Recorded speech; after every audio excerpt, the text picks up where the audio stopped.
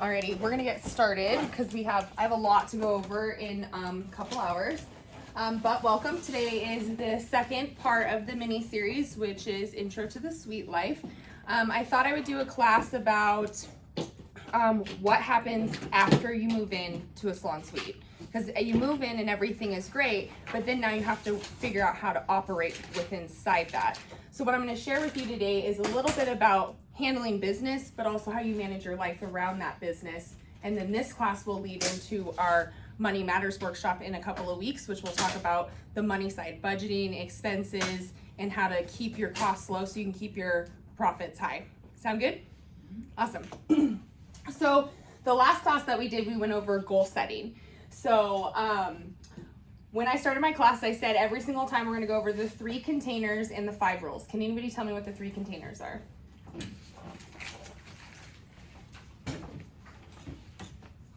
Student, teacher, and material. Okay. What does it mean to be the student, Stephanie? Always learning. Okay. What'd you say the second one was? Teacher. Okay. And what does being the teacher mean to you? Sharing things with people, helping people. Right. And then last, the material. What does that also mean to you? I don't know. I can't remember that. Okay, we'll go over it again. Then that's why I do this, is so that you guys can be refreshed. So when we go over the 3 containers, the student, the teacher, and the material, you guys are now the students in this classroom, and I am the teacher. I'm teaching you. But at some point in time when you share or you give insight or you network with somebody, you have the ability to become the teacher, and then they are the student. So that's kind of what we talk about, being the teacher and the student. Being able to be really open to doing both when you're learning will allow you to learn at a higher level. And then the material, meaning your experiences. I talk a lot about myself and what we go through. Everything that I go through is the material. What I am teaching you is the material of what you're learning. So does that all make sense to you guys? Great. The reason we want to keep an open mind about all of those things is because when you go into your salon as well, you're teaching your clients how to maintain their face or their hair or however maintain their services that they're getting performed. And so you're gonna have to teach them. And then you're also gonna have to give them hair products, skincare products, information, and that becomes the material for them to be able to use while they're sitting and learning in your chair. So kind of goes cohesive to what we do in the classroom into your business. And then we are gonna go over the 5 rules. Can anybody tell me what the 5 rules are? Be open, Okay, what does that mean? open-minded, be willing to learn, and Correct. yeah. You have to be open. Be open to learning something new, be open to a different perspective or a different way of doing things. Being in a salon suite is new for a lot of you, but then also being in business might not be new for you. But doing business in a salon suite is different. And this way in the industry is starting to really expand and take off. And so we need to be ahead of it so that we can be able to operate at our highest level and then not falter because the cost of everything is skyrocketing. So you need to be able to run your business that can support that on the back end, or you're gonna cave here. And you might as well just go work for somebody, let them do all the work, and then give up a commission for it because it will not be worth it in the long run. Rule number 2. Don't hide. Don't hide. Who's hiding today? No, don't hide. This just means don't be afraid to ask questions. Don't hide and sit and think that what you have to say doesn't matter, or that a question isn't that important, or that you're bothering somebody by taking time to ask a question. Don't hide, because what you have to say can actually really impact somebody else or give a different insight or shift the way that the teaching is going so that everybody can, get their questions answered from all different perspectives. Rule number 3. Be Anyone? present. Okay. What does be present mean? Show up. Okay. Yeah, right here, right now. So like no emails, phone calls, obviously not doing appointments and everything. Be right here, right now, because we have 2 hours. I'm trying to pack in a year's worth of education in 12 hours. So I want to be able to dump as much knowledge onto you guys. And so we can collapse that time so you guys can really start generating a lot of money behind your chairs or your beds. And then you guys can profit faster because the goal is to collapse time. Rule number 4 is go all in. Like, you're here for a reason. You own a business for a reason. Go all in on it. Like, you're here on this opportunity in this classroom. Attend every class that you can, because it's going to make the difference between generating $100,000 and taking home $100,000 and paying yourself at the end of the year $100,000. And those are two very different lifestyles. And whatever you're after, even if it's not $100,000 and it's 50, whatever it is, generating and profiting is too different and requires you to really kind of have to go all in, because this is a lot of work. And rule number 5, never give up. Like, please don't give up on this opportunity. You're signed really long leases. It's worth a lot of money. It's a lot of time, energy, and just dedication to yourself, to other people, and to this organization. So really just don't give up on it, and really just stay consistent. So anybody have any questions over the 3 containers and the 5 rules? No? Okay. We're gonna recap the goal setting class. What was somebody's biggest insight or takeaway from the goal setting class that we did this last time? The 12-week, 12-week timeline, seasons. So we went over setting goals, 12 weeks, 1 year, 3 year, 10 year, 30 year, and then how to set those goals. You being very specific, measurable, attainable, realistic, and time bound, very smart in setting the goals. Kind of my little pun here. Viri, how will this help you by setting goals in a 12-week? How will this help you in your business?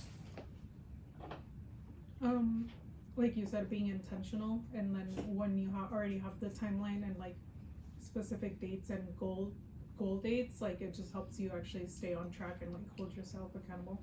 Yeah. Anybody else from the last class? The path, that was a big one. Okay. But definitely gotta work on it. So I'm hoping at the end of the 12 weeks, I'll fine tune it. It's stressful. Can you tell me what the 3 Ds and the 3 Cs mean? Declare, define, decide, create, commit, and complete it. Yes.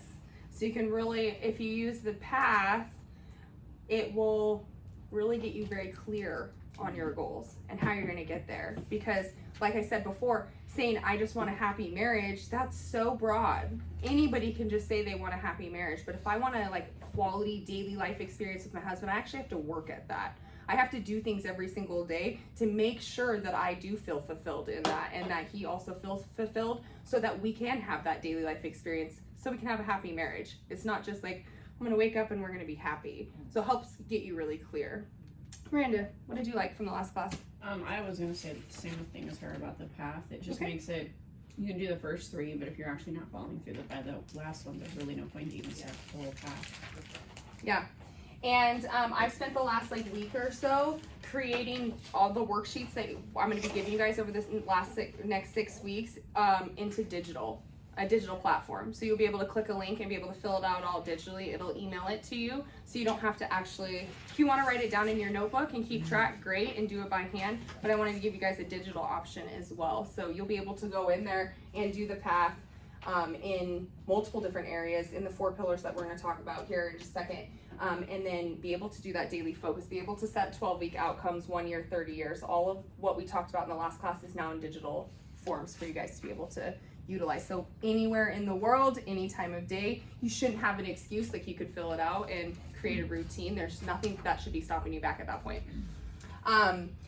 My favorite thing from this last class about goal setting was seeing the clarity, having conversation with you guys afterwards about the class, and how it's like, oh, I need to get really clear and be intentional in what I'm doing, which is exactly what I wanted out of that. So that was like my biggest insight, is I really wanted you guys to get clear of like, oh, I need to get really honed in and think about this, because it'll be easier for me to do one thing after another. And I'm telling you, 10 years, 30 years, it will go by like that really fast in business. I've been doing this almost 15 behind my chair, and I like can't believe it. I still feel 19 years old. So does anybody have any questions or anything that they learned in between doing the goal setting class and today? Did you guys do any work on setting goals or reviewing anything? A little bit. Okay, that's fine. It's a lot of information, and so once you have all of this information and it digitalizes, it's a little bit easier to go in, because it'll be all in one place, and then you can take the time to really plan. I do this what I'm about to teach you is I do this every 12 weeks and it takes me hours. But Josh and I have been able to collapse time and double over every single year that we've been in business because of this. And so if we can do it, and it's really me that does this in our business, and then he kind of follows along and really supports me in that. But imagine if he had a business and I had a business and we both did this. Like both businesses would grow and create momentum, and then we could be able to expand and expand and expand and then create this lifestyle that we want. So we're gonna go into the 4 pillars. When I first opened a salon suite, I was told that you made a couple $100 a week, you paid your rent, and then the rest of the money was yours. And that it was that easy. And it really isn't. Like, it's easy to pay your rent every Friday, but it's not easy to run a business. And it's not easy to run a business and sacrifice a lot in your personal life. And I sacrificed too much of my personal life for my business in the very beginning. And it pretty much drowned me. And then it started affecting my marriage, it started affecting my body, it started affecting my personal relationships, and it started affecting how I felt about my business. And so by learning this concept, I realized one area of your life, whether it's your physicality, like if you don't have a strong body, you're not gonna be able to stand and do services or sit and do services. If you don't take care of yourself and get enough sleep, how can you like focus and formulate color correctly?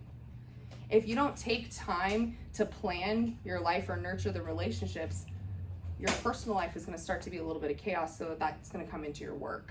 And then your clients are gonna dump all this chaos, and then all you're gonna be doing is swimming and cultivating chaos inside of your business, and that's not gonna be sustainable. So these 4 pillars that we're gonna talk about are 4 different areas of life. And when I talk about these things, I want you to figure out what works for you. We're gonna talk about a spiritual category. I'm not gonna preach to you about God or anything like that. It's not what you think, but find out something that works for you in this area of your life, okay? This is very customizable. I'm gonna keep it very broad. And then you guys can even run the path on each one of these so you can get really clear on what you want out of your whole entire life. And then your business can support that, because it's gonna take money to get you to where you want in your life. So the first one that we're gonna talk about is obviously financial.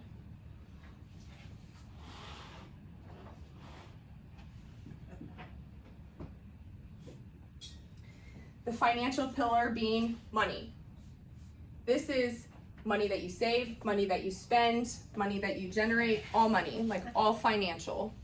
You need to set financial goals. So when we talk about this financial pillar, we're really asking you, what did you create today?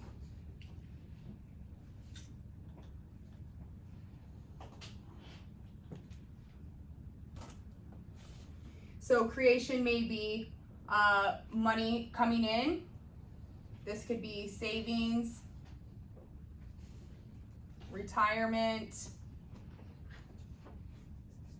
investing, like really anything that deals with your money is a huge part of your life. Yes or no? Yeah. Yes. We want to buy a house. Like, you have to be able to create money for that. And how are you going to do that if your business is drowning you in 80% of your revenue in expenses because you're not charging enough, because you don't believe your time's worth it, because you don't really have a whole grip on what's going on in your business? Can you just see how it snowballs quickly in the wrong direction? And all just because of money. Like, money used to be something that I used to have a lot of stories about. I used to say money was evil because I grew up in a household where people used money as a condition of their love. And that is a trauma that I overcame, but I had to realize that money is a tool. Money is a tool to get you what you want. It's, I hate to say, a means to an end. It's really not. It's literally just a tool for you to utilize in your life. It's not like your sole purpose. If you focus only on this money aspect and then dig or put all the weight over on this category, what's gonna happen is this whole thing is gonna shift, and you're gonna start to lose these other areas of your life. And it will go fast, because I know a lot of people that have a lot of money that are miserable every single day because they don't take care of their bodies, because they go out and drink and spend all this money on all this champagne, or they're living a good life and they don't get enough sleep. Then they're out on the road, or they're running these businesses and they're snapping at their team. They're coming home and yelling at their kids, all because they didn't get enough sleep, because they've just dumped all this money into going out and having a status. So you can see how like the money can affect other areas. The second pillar that we're going to talk about is your physical pillar.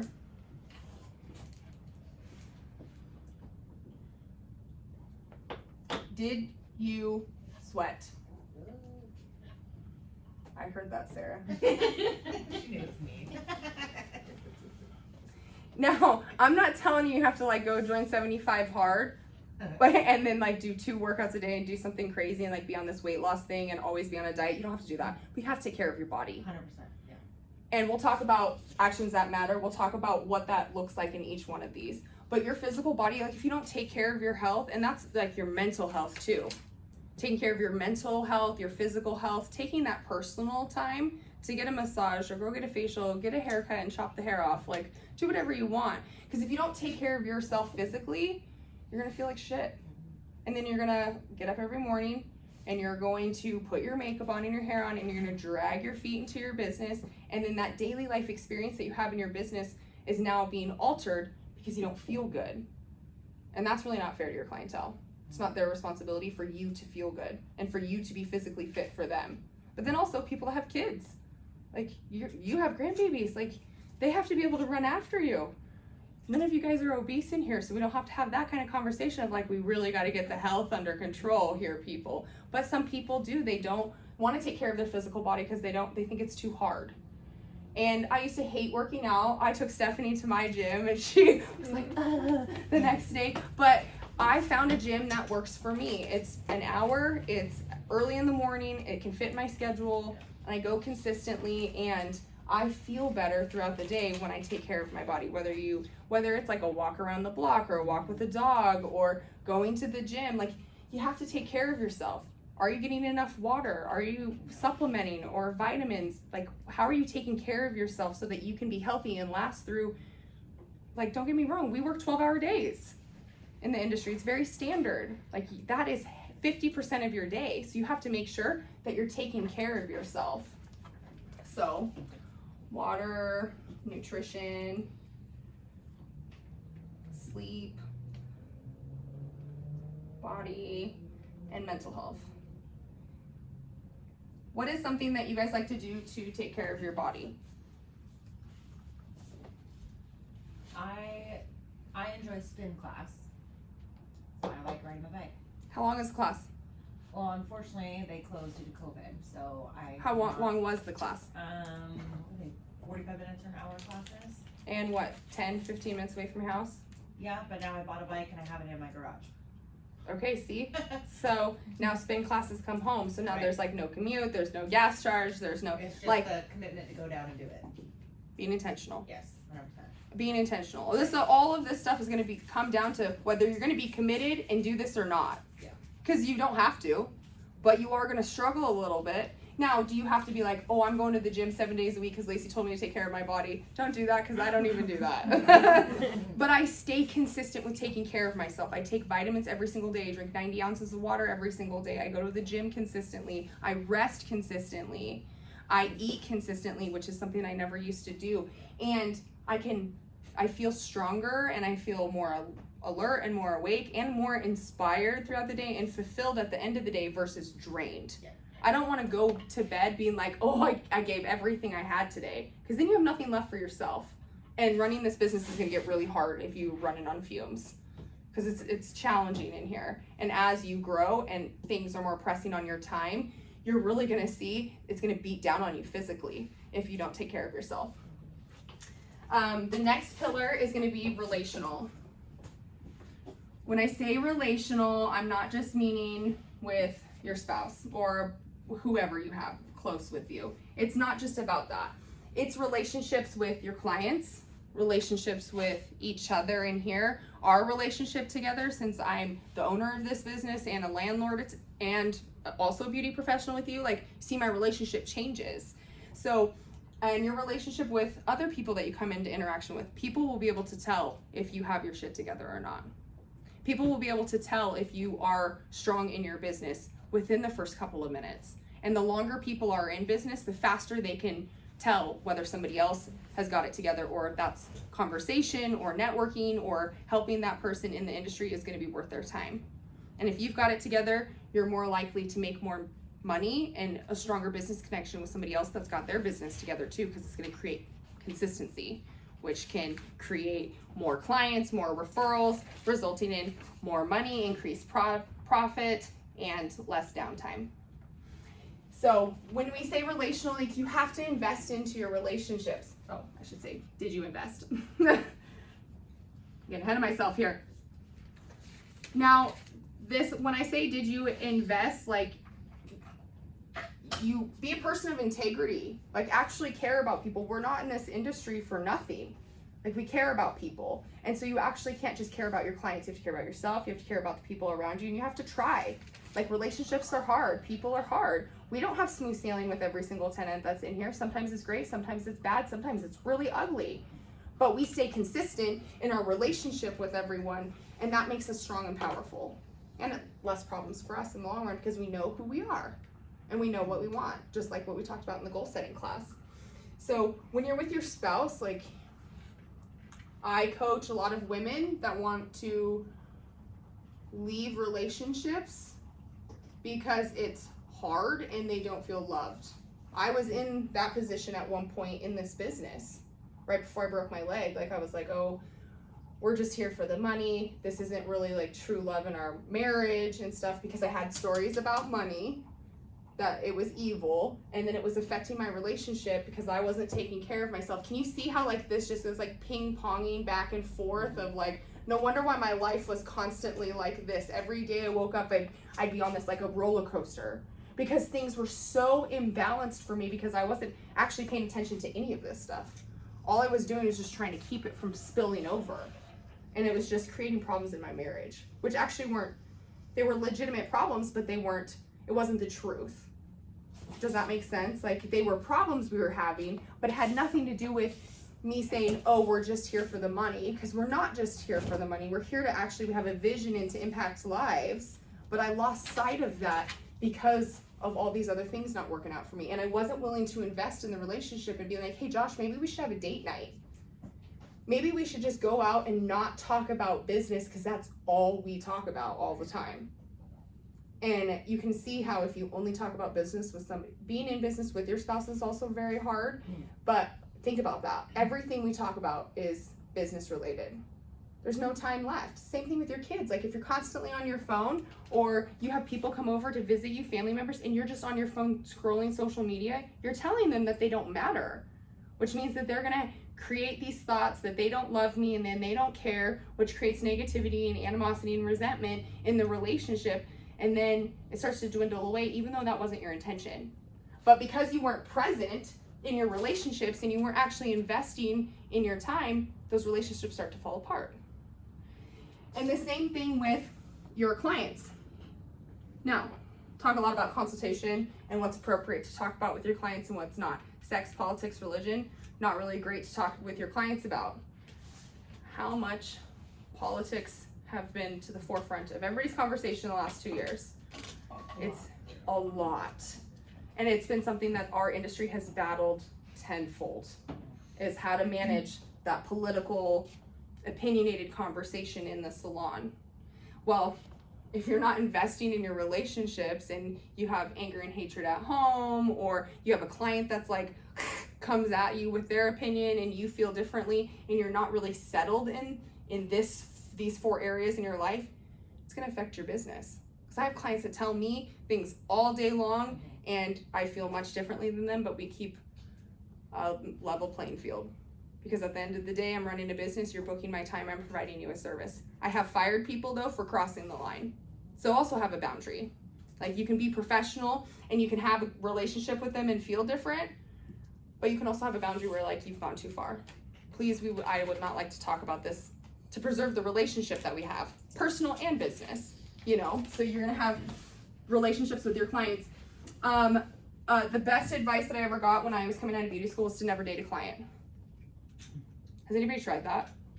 Ever dated a client? Yeah, see? You guys are all very smart. Why? My customer. Why would you not do that? I know. Because it makes it super messy, right? So if you wouldn't get in bed with a client and make it super messy, why would you make your relationships messy in other areas? Like, you're intentional about not going there with the client, but why aren't you intentional in making sure that that relationship is solid? Like all day we can say what we don't want, but it's harder to come to the truth and say, this is what I really want. It's much harder just to pretend and tell yourself that you have good relationships and that all my clients love me and everything, but when deep down you really don't like them. And you hate them, and then you hate coming to work every single day, and you hate your business, when at the end of the day it has nothing to do with you or the business. It has everything to do with the relationships that you've built with your clients. And so these kind of all go hand in hand. Your relationships aren't strong at home, you're going to bury yourself in work. You're going to bury yourself in work, you're not going to take care of your body. When you're not going to take care of your body, you're going to come back to these relationships and to work, and it's just like back and forth and back and forth. Like my life, if I was like standing right here, it was like this constantly every day until I learned this, and I was like, oh, if I'm intentional in these areas every single day and do one thing or a couple of things every day, I'm gonna live a pretty balanced life. Now I can tell you I've totally not done anything in my physical pillar for 12 weeks to test this. And I wanted to quit my job at the end of 12 weeks. It was like really weird because I wasn't taking care of my body. I was like, I hate my job, I can't sleep. Because I wasn't being intentional about taking care of my body. And then I noticed that I think that our relationship is very heavy business based, and that's all we talk about in business and everything, when we aren't intentional about going on date nights. When we're not intentional, like me picking up my phone at the dinner table is probably one of Josh's biggest pet peeves. And I'm on my phone all the time. That's like a very guilty habit of mine. To somebody be talking to me and I will pick up my phone and answer because I'm still listening, because I can do a lot of things, but what does that show that other person? That I'm not being present in their relationship and that I don't care that much about them. Whatever's going on my phone means more than them at that point. And then you have business relationships. When I say business relationships, business to business, we have a business-to-business relationship with the gym. We have an agreement so that we can provide discounted gym rates to you guys so you can take care of your body. I have an agreement with them that we're gonna network, we're gonna do all of these things, and I go in there on my personal time. Well, sometimes that business to business and personal stuff overlaps, and then I have to choose. Like there's a little bit of drama about the wearing the masks thing. There's some girls that are quite upset and they want to do something about it and they want to involve me in it. It would not be very smart for me to do that, because I have a business to business relationship with the gym, and I do everybody's hair, and that's my personal time. Like it hits every type of relationship if I get involved with this drama, and I'm not willing to do that because I'm very clear that I got to invest in these, not let somebody else take that away. So think about that even when you're doing business with somebody else. Like if I refer Viri or Miranda or Sarah or anything, when that client comes to them, they're trusting like, oh, they're gonna do business like Laycee does.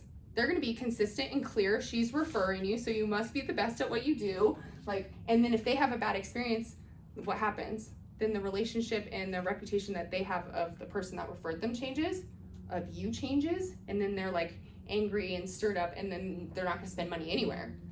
So think about how you're being intentional in your relationships in all kinds. Go ahead. Can you repair that relationship if you do happen to, let's say you refer somebody to somebody that, you know, that didn't work out for them, and then now they're mad at you. Is that something that you could repair? Is it like just building trust again? Yeah, I just address it. Like, oh, I'm really sorry that happened. I wouldn't recommend them again.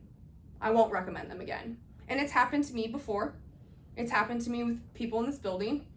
And I'm just like, okay, well then I don't refer them. And then that's what happens, is I just don't refer them because they're not consistent, which is okay. But if somebody's looking for a service, I'm like, you can see this business. But if they're like, Laycee, who is somebody that you personally refer? I'm very careful about that, unless I'm very sure that that business is gonna do a great job. I'm not just gonna be like, oh yeah, go see Sarah, she'll make you some cool stuff. And then 3 weeks later, they're like, I never heard back from Sarah. Now, if I'm referring people over and over and I hear the same thing, I will just go to the business owner. What's up? Yeah. Like, hey, I would like to refer business. I thought you wanted to make money here. I've tried to refer you in business. What's going on? Is this not a good time? Like, it's easy to confront it. Sometimes it's easy to confront it, but somebody's asked me like, hey, why'd you take me off these bridal contracts? Because you've canceled multiple of them. I need somebody that's highly committed. These are $3,000 bridal contracts. Like I need somebody that is going to tell me in 6 months that they will be there the morning of, because I have a contract signed with a bride who can sue my business. That becomes very serious. And when you start messing with my relationship with my clients, which messes with my money and how I feel, like we have a big problem. And I'll always confront it. If somebody's messing with the relationships that you have and the money that you're making inside your business, you have to cut that out. Because if you don't, it's gonna eat you up. It's gonna swallow your entire business up and you're gonna lose a lot of money. And we don't wanna do that. So the last pillar is gonna be spiritual. I'm gonna go over this real quick. Did you connect? When I mean connect, I don't care what you believe in or what you don't believe in. Whether it's a certain religion, God, energy, nothing at all. When I say spiritual and connect, like, how do you pause? How do you pause your life and create peace? Because running a business is 7 days a week, 24 hours a day. Again, anything that goes for that long without resting is gonna burn out. So how do you connect? Now, if that is something like you like to read scripture, or you like to go to church, or you like to energize your crystals, or read, meditate. Meditate's is gonna be a huge part of this. We'll go into meditation in a second. But this is just, how do you disconnect from the world and connect with like an inner peace and calm the brain down? I never used to go to church. I never used to meditate, never used to do anything. My brain will go 24/7 if I let it. It never stops. I have trouble sleeping. I'll stay up all night. I'll just work 16 to 18 hours a day, 7 days a week, and just go until I cannot stand anymore. And then that's not sustainable. Like I did that for a long time. I met Sarah when I was doing that. I managed a Subway full-time, a full-time store, and I worked in a salon full-time and built a clientele. I worked like 18 hours a day, 7 days a week. And it was insane. No wonder why I was like, I hate my career. And I didn't hate my career. I thought it was the work. It was, Laycee has the ability to say no and say, no, I'm not gonna do that. But I thought that money was everything. I had these thoughts about money, that money was everything and that's the only thing. So I only devoted all my time, energy, and money into generating money, not understanding it, just producing it to pay my bills. And I was living paycheck to paycheck. No wonder, because I didn't have goals. I didn't know where I was going. I didn't take care of my body, my relationships. Like I didn't do anything. And no wonder why my life was like, I'm about to flip over, because I was putting all the weight into this one pillar. So when I say connect, what I really am meaning is meditation. Does anybody meditate in here? Does anybody like have any thoughts about meditation? I'd love to. Taking the time, it's so easy. Like just sit down, take 10 minutes, but then I get distracted and do this and do that, and I'm like, I never sat down, and now I have a meeting to get to, or so yeah. When I first got introduced to this a couple years ago, I was thinking like, sit down on the ground, cross legs, like that's what I thought when they were like, you're gonna meditate, and I was like, this is not going to meditate. And it was really hard, like very, very hard in the very beginning to be like, I'm gonna do this. This is something I do in my work day. And the reason I talk about this is because you can do it anywhere. I do it in my salon all the time. Like if you know I'm here and you see my light off, it's because I'm meditating in my room. Josh comes in all the time and he can see my light off and he's like, oh, sorry. And he leaves because he knows, like Laycee's creating space. This, like if you just take 5 minutes at the middle of your day to like literally close your eyes, silence everything, and just sit there, put a timer on, put some music, like whatever you want, but stop. Like stop everything. Stop thoughts, stop movement, stop everything. It will actually re-energize your body so that you're not crashing at 5 o'clock. It's proven science if you read about meditation. And they try to say same time, same place every day. That's gonna be unrealistic for a business owner, I think. But if you can practice doing it every day, some people like to do it in the morning. I've already slept, so I feel like I don't need to close my eyes or I'm going to sleep through my first appointment. But I find that halfway through my day, like during my lunch break, I'll eat my lunch and everything like that and sit down 5 minutes. Like I'll sit down in my salon chair and kick back. 5-10 minutes, I set a timer on my watch and just close my eyes. I can hear the guys talking, I can hear movement happening, I just sit there. And that stops everything. So then you won't, by the end of the day, feel pressured, because what's happening is your brain's just constantly going physically, emotionally, like you're moving around, you're formulating smell, scent, like your sense, all of your sensories that you have in your body are overloaded after 4 hours of activity. Proven. So if we work 12 hours a day, you should maybe be doing this a couple times a day, or taking a good solid 20 minutes in the middle of the day to kind of just relax and reset. Then also, like if you are going through a stressful situation, so we've gone through a stressful situation with a past tenant before, and like it was blowing up as I was working, and I wasn't able to manage it because I was physically doing something. I finished my client, literally went out into my car, and I was like, 10 minutes, Holy Spirit activate, like quiet the brain, because I was getting so frustrated and so mad that like everything was happening at once. What was happening was so much was overcrowding my space that I was creating in for myself to be able to work. And like when I talk about like our ecosystem, like just how we operate in here, when the walls start closing in on us, we start to feel pressured. That's when emotional and irrational decisions happen. And then that's when you start to make emotional and irrational decisions in your business, and it starts to affect your money. So if you can disassociate your emotions and the stress and the chaos and the movement out of your business, it will be so easy for you just to have a client come in, sell them retail, service them, pre-book them, move on. And then your books will be full over time, and then it'll be seamless for you to make money. Just raise your prices, keep selling retail, and you can see how that snowballs in the other direction for your business and for you. Do you guys have any questions about any of these?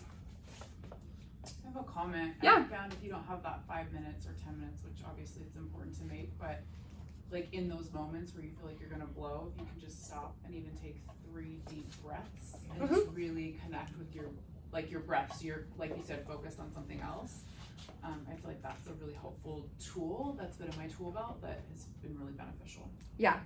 There's a skill behind doing this. I did this one time in the middle of my day and I fell asleep. And my client was texting me like, hey, I'm here, until there was a knock on the door. Josh was like, I think she's meditating. No, I was napping at that point. I found that when that was happening, I wasn't getting enough sleep at night. My brain was so exhausted by like 5 minutes would cause me to rest. That's like my brain was like, sleep, like you need to sleep more. So I adjusted my routine at night. But I also wasn't working out in the morning, so I was like struggling through the day. How you can stop thinking about? How can I? Like Turn it's off very the thoughts. It's hard. Sometimes I sit there and my mind literally just races and I have this internal mental battle like, really, Laycee? Why are you not, like, you're supposed to be calming. You're talking to yourself at that point. Yeah. Creating the problem to be worse.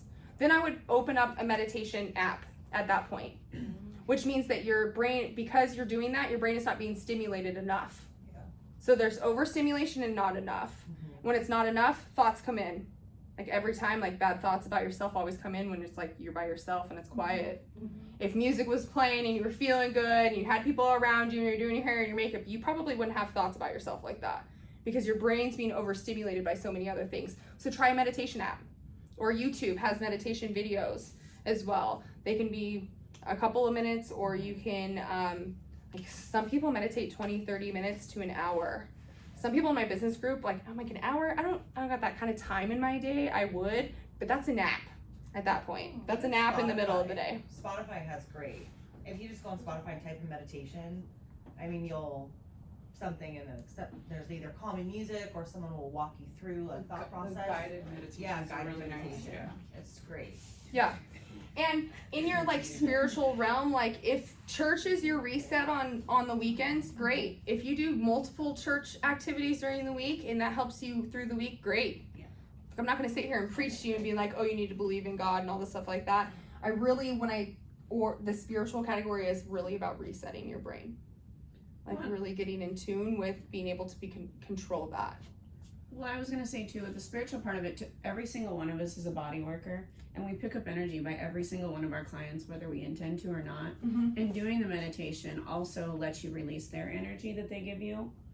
At least that's what I found over the years. Like, you know, Yeah, Just you're for instance, exactly I had right. a client that came in this last Saturday. She wasn't really scheduled until next Saturday, but she needed to see me, literally, because I'm the only person that can listen to her. I ended up throwing off my whole day, ended up doing somebody's hair from home, which I didn't want to do, because I don't do hair at home, because you shouldn't. But she just had to tell me something, and now I'm like, oh man, now I got to worry about her all week, because, but I made that time for her, because she needed it.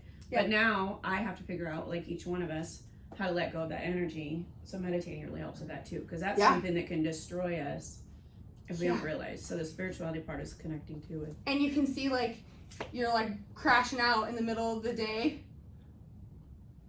instantly starts affecting your physical health, which then like affects how you show up for your clients, which is going to affect the money that you make. Like, do you see how like you can't do one without the other? When I learned this, I was like, where has this been my whole life?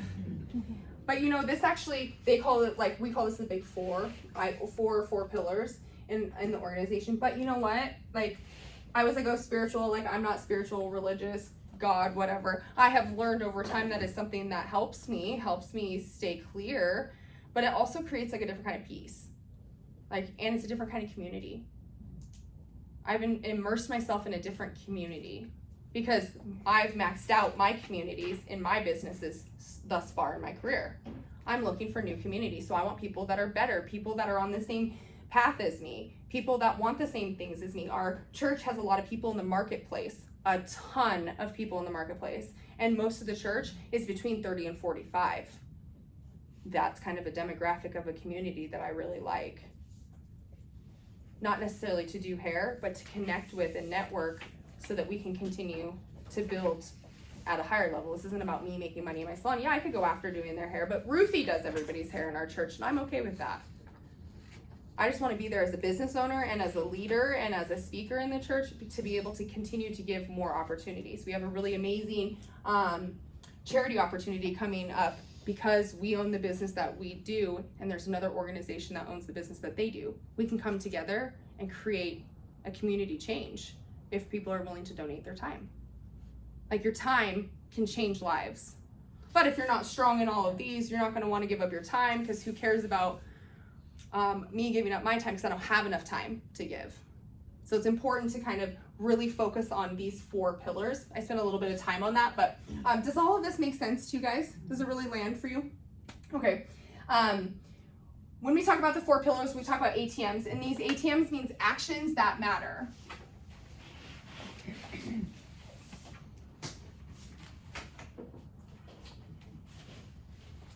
For financial, it's going to be, what did you study? Like, did you read your reports? Do you know how much money you're making? Do you have a routine? Are you listening to a podcast? Are you setting up your systems? Are you learning how to manage your business? Another part of that is, are you teaching anything? We as beauty professionals are constantly teaching something. So if you work during the day, you most likely are doing this all the time. But if you study, and study could be reading a book. Could be reading a book about how to invest, or how to be a woman in business, or how to maximize. It could be following a blog. Could be anything. What are you putting into your brain that's actually helping you move forward in the financial realm? Another part of that is, what are you doing to work on your business? Anybody that tells me that their business is just fine the way it is a damn liar. I've never met somebody that's like, I'm good. Like, I'm good behind my chair, but I'm not done building business. Does that make sense? My business has shifted. I'm good behind my chair because that business has been built and it's maxed out my time, but something more important is pulling me in a different way. But I'm still always working on my business. Even though I'm not working behind my chair, I'm launching an apparel line. Even though I'm cutting back my schedule, I launched a makeup line because I'm increasing these retail sales as I'm decreasing my time, actually making more money in less time by doing that. But it's because I work on learning how to grow a business, and I work on my business every single day. And it could be like as easy as like, oh, I'm gonna send my online booking links to these people that want to book appointments so I'm not having to do it myself. Like, every single day you got to do something in your business to move forward. Or it's just like, today's my rest day, and that's what I'm doing, is that I'm not doing anything in my business today. But you can't have more than one of those a week. Because if you do, it's gonna snowball. You're gonna spend 3, 4, 5 days not doing anything on your business, and then be in scramble and scarcity mode trying to catch up, because weeks go real fast. And then for physical, this is fitness, fuel. What do you put in your body? Me and Stephanie were just talking about, she was on keto for how many years? 5.5 years. Okay. And why are you looking to do something different? My body's just used to it. And I just feel like I'm lacking something. Do you hear that? Carbs. She's reached a Healthy point. She's reached a point where it has worked for her for this long. Like, what has got her here is not going to get her to the next goal that she has. So she's going to have to change what she does. Now, does she have to let go of keto?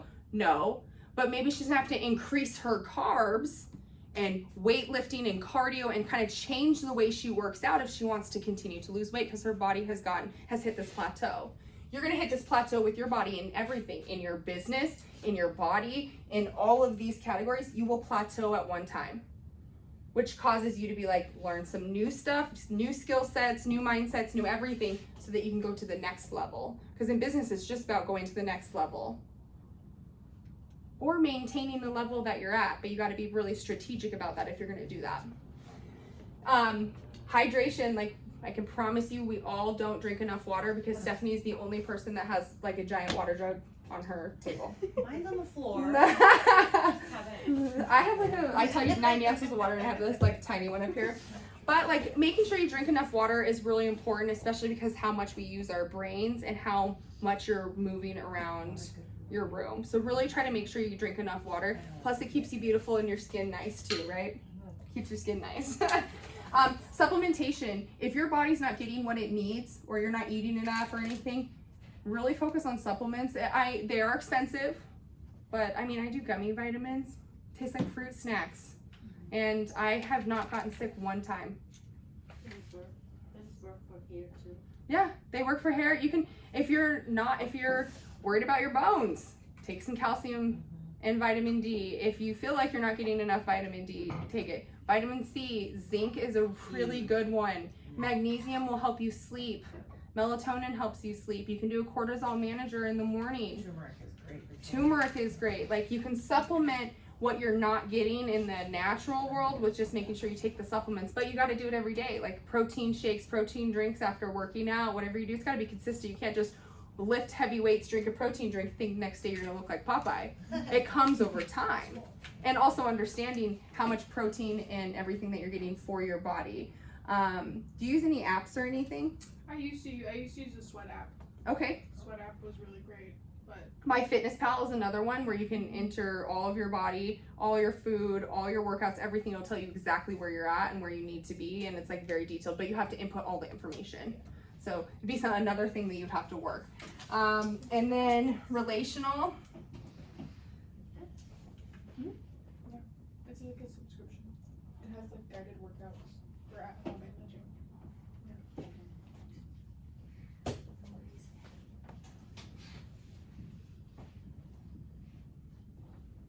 So I write this is not necessarily like actions that you do, but you will find actions in these things. Showing gratitude is incredible. I showed gratitude this morning. I went out yesterday and just bought a car because I wanted it. I didn't plan on it. I bought a 4Runner. Hell yeah. Josh sent me the link and he was like, "You want to go look at it?" I was like, "Yeah, sure." Wasn't my plan. And then we're getting another car. We planned on getting another car. I told you like 2 weeks ago, I've been looking at them, and brand new ones are $70,000. Financially, to me, could I make it work? Sure. But I don't want to. I don't want a giant car payment. You want to know why? Because that means that's going to take away from other areas of my life. And I'm going to have to work harder behind my chair to pay a bill. And gas prices are astronomical. Like, why double or triple your car cost just because you want something that looks nice? Like, I really wanted this, like the top-notch one, and I was like, okay, I'm paying $30 extra $1,000 just for very cosmetic stuff. Right. That doesn't really matter to me, because I'm gonna hate that car payment every month, which means I'm gonna hate the car, Right. which means I should just not buy it. So I was like, whatever, when we find one, we find one. Josh sent one to me. I was like, I'll go look at it. Used. I test drove it. I was like, meh. And I test drove another one, and I was like, yeah, I like that one. And then I was trying to find reasons as to not purchase it. It was lower than I wanted. It had pretty much everything I wanted. It didn't have a sunroof, but that wasn't a non-negotiable. Brand new tires, brand new wheels, brand new lift, like everything was great. One new owner, like everything. You could have checked every box as to being like, yeah, this is gonna work for you. And my car payment actually didn't increase from my car payment that I had before. So I would say that's a win because it hit every box that I wanted. So I was like, yeah, I'll buy it. I don't have to worry about that because every day I focus on all of these things that I woke up this morning. I was like, I have so much gratitude because a couple years ago that would have stressed me out just to be like, they're like, how much money do you want to put down? I'm like, I guess this much. Before I would have been sweating, sitting there, thinking about that I'm gonna have to let go of thousands of dollars that I had to work so hard for because I had all these thoughts about money. Now I'm like, I have so much gratitude that it just kind of landed in my lap and I went after it, and I know that everything we have on the back end is set up so I can afford it. And so I did it. It made sense to me. I did compromise a little bit on things that I wanted, but I have gratitude. So I sent Josh text messages, thank you so much. Like, thanks so much just for sending it to me and then like taking me to go out there. And he was like, yeah, no problem. But I'm showing my husband gratitude, and then it makes me feel good. It takes me back to being like, I have a lot to be grateful for. A couple years ago, I would have panicked. That probably would have been a fight. Josh, you're pressuring me to spend more money when I don't want to spend more money. But he on the back end was like, Laycee, you're at a point, get what you want. Who cares about how much the car is? Get what you want. You've worked hard. And I go, what I want is not a high car payment more than anything. Yes, I do want it. Like I told you, I want a fit body, but I'm not willing to give up a taco truck and snacks. So I don't actually really want a fit body. We're on a path on getting this car, and I'm like, yep, on the whole way down. As I was sitting there and they were doing financing paperwork, I got online and I just started like, what do I want? Do I want this car? And by the end of it, I was like, I don't have a reason to say no. It works for me. And then I just spent all night buying extra stuff for it and making it my own. And I actually I'm gonna like this more than that just super expensive one. And I don't even think about the car payment. You can see like my enjoyment with it is totally different. And it's not something I have to be like, yes, huge achievement. It was more gratitude that we're in a place that I can do this now. So we can teach other people to be in that place too. And a car, you'll hear me till the end of the day, just go buy the car. Like, I don't care how much the car is, just go buy it if it works for you. Because you'll talk yourself out of it over and over and over again. Go buy the car. Don't do that with the house though. Make sure that's a good investment. A car is okay. Like, I'm gonna tell you, if you're gonna go spend some money or maybe like splurge a little bit, go do it on a car. If you really want a Lexus versus a Hyundai, go buy the Lexus, as long as you can afford the payment and the insurance and it works for your finances and your business. Just go get it. It's fine. And then the last one, spiritual. So like I said, this can be meditation, this can be praying, resetting, community, like whatever it takes to get you to kind of reset. You're gonna wanna do something every day. Little tiny things. What's something little that somebody can do in one of these categories that's different than what they do right now?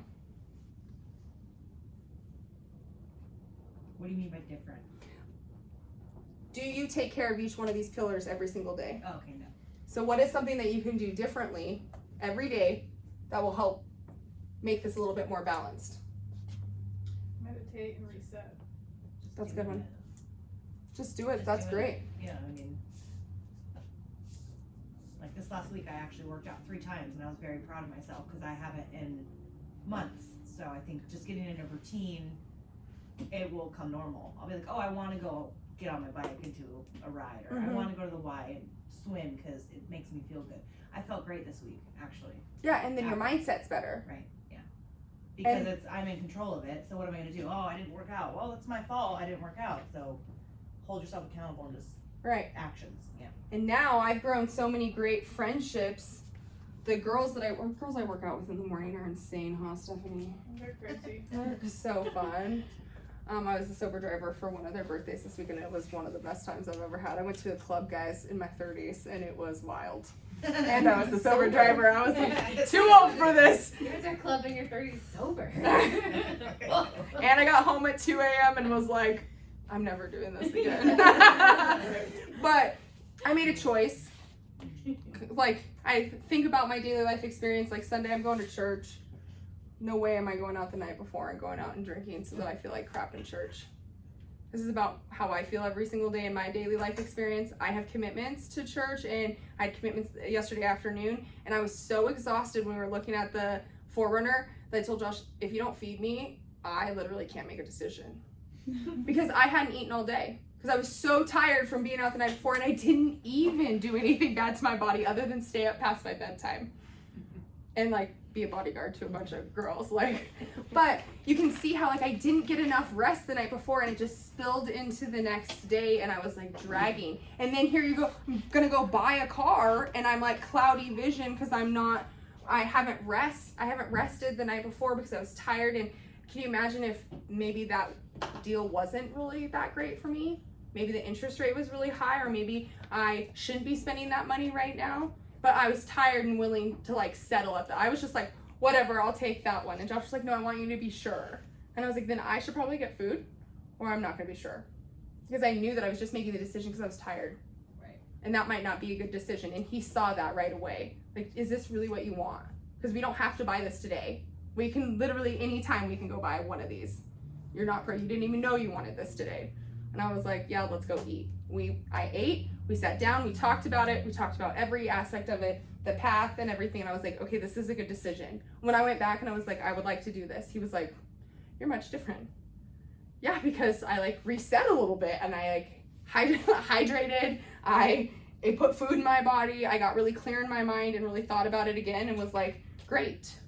So like, what are you doing every single day so that you can create momentum in all of these things so that they help each other? Because when one falters, like if your physical starts to decline but your business is good and your relationships are good and you're resetting, it's actually going to be almost impossible to let this drop off if you're doing all these other things, because they're going to kind of go back and forth. Does that make sense? When I learned these, I was like, oh my goodness. And you can see that one pillar will affect the other, which will affect the other. But when your pillars are like this, you're actually doing that to other people too. You're doing that to your kids. Like if you're like this all the time, your household is probably like that. Like I grew up in a household where shouting was like how we talk to each other, and physical violence. My sister and I were like WWE champions against each other if we had a disagreement about who entered the hallway first. Like that was just like I lived in this chaotic environment, so that's the only thing I knew. Growing up to be an adult, and I come into business and things got chaotic, guess what happened? That same behavior, but as an adult came back, I was fighting everything. I was fighting my husband, I was fighting the business, I was fighting me, and it just was miserable every single day. So when I kind of surrendered to that, learned something new, and really did the work in each one of these every single day, everything started to really smooth out. It was a lot easier. And this will help you manage your business and your life really effectively, so that you don't feel like your business is running you, that you're running your business. Does that make sense? Does anybody have any questions? No, you guys are just quiet. You guys are doing good. I put together, let me erase this. I put together like 5 tips. Like kind of went around and asked some of the girls that have been here for a while, what would you say are the top things that made you kind of successful or made you over 100 grand? And these things came up consistently. I actually asked a lot of the girls in my business group too, and they said a lot of the same things. So it shows me that no matter where you're at in business or where you're at in your life or what business you have, these kind of 5 things come out consistently, so you should probably pay attention to them. Number 1, you'll hear me say, set goals. If you don't know where you're going, it's going to be hard to go anywhere. But what got you here to this point is not going to get you to the next level, which isn't going to get you to the next level. So you're always going to have to evolve. And goal setting was the number one thing I heard over and over and over with all the business owners. Like, oh, I set goals and I went after them. The second one is going to be stay organized. All very elementary, but the more organized you are, the way easier it is to manage a lot of stuff. We have 4 businesses, and I work for somebody full time that is based out of Florida. My schedule's crazy, but because it is structured, organized chaos, I can manage everything and not feel stressed out. Number 3 is create a routine. That's why I'm starting off with goal setting and creating these daily routines so that you guys can start like, this is what I want, this is how I'm going to get there, and these are the things every single day that I can do to move the needle forward every single day, because eventually you're going to do like little things, and then what's going to happen is one day you're going to wake up and it's going to be like a bigger step, and you're still going to do those little things, but the step is going to get bigger, and then one day you're just going to leap and you're going to shock the crap out of yourself. Like, I just profited 100 grand this year. I didn't even realize I did that, because you were so focused on staying consistent and doing the little stuff that it makes a big difference in the long run, and it all comes down to a routine. You'll hear me say this a lot. Do the work. Like, do the work. You have to do the work.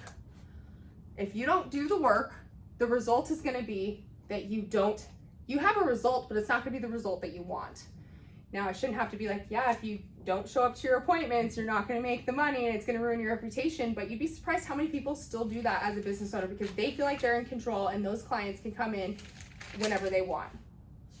And that they will follow what that beauty professional says, doesn't matter what they've got going on in their life. Now, I understand things come up, but my clients know that if we have a pre-booked date and time, that I'm going to be there. And if I do ask them to move, I never have a problem with it, because I never do that. And they know that Laycee would not ask me to move my appointment unless it was important.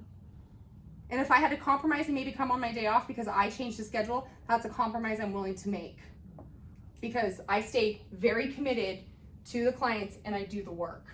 And I do this, like everything I'm teaching you, I do this every single day, every single week. I've been doing it for almost 3 years.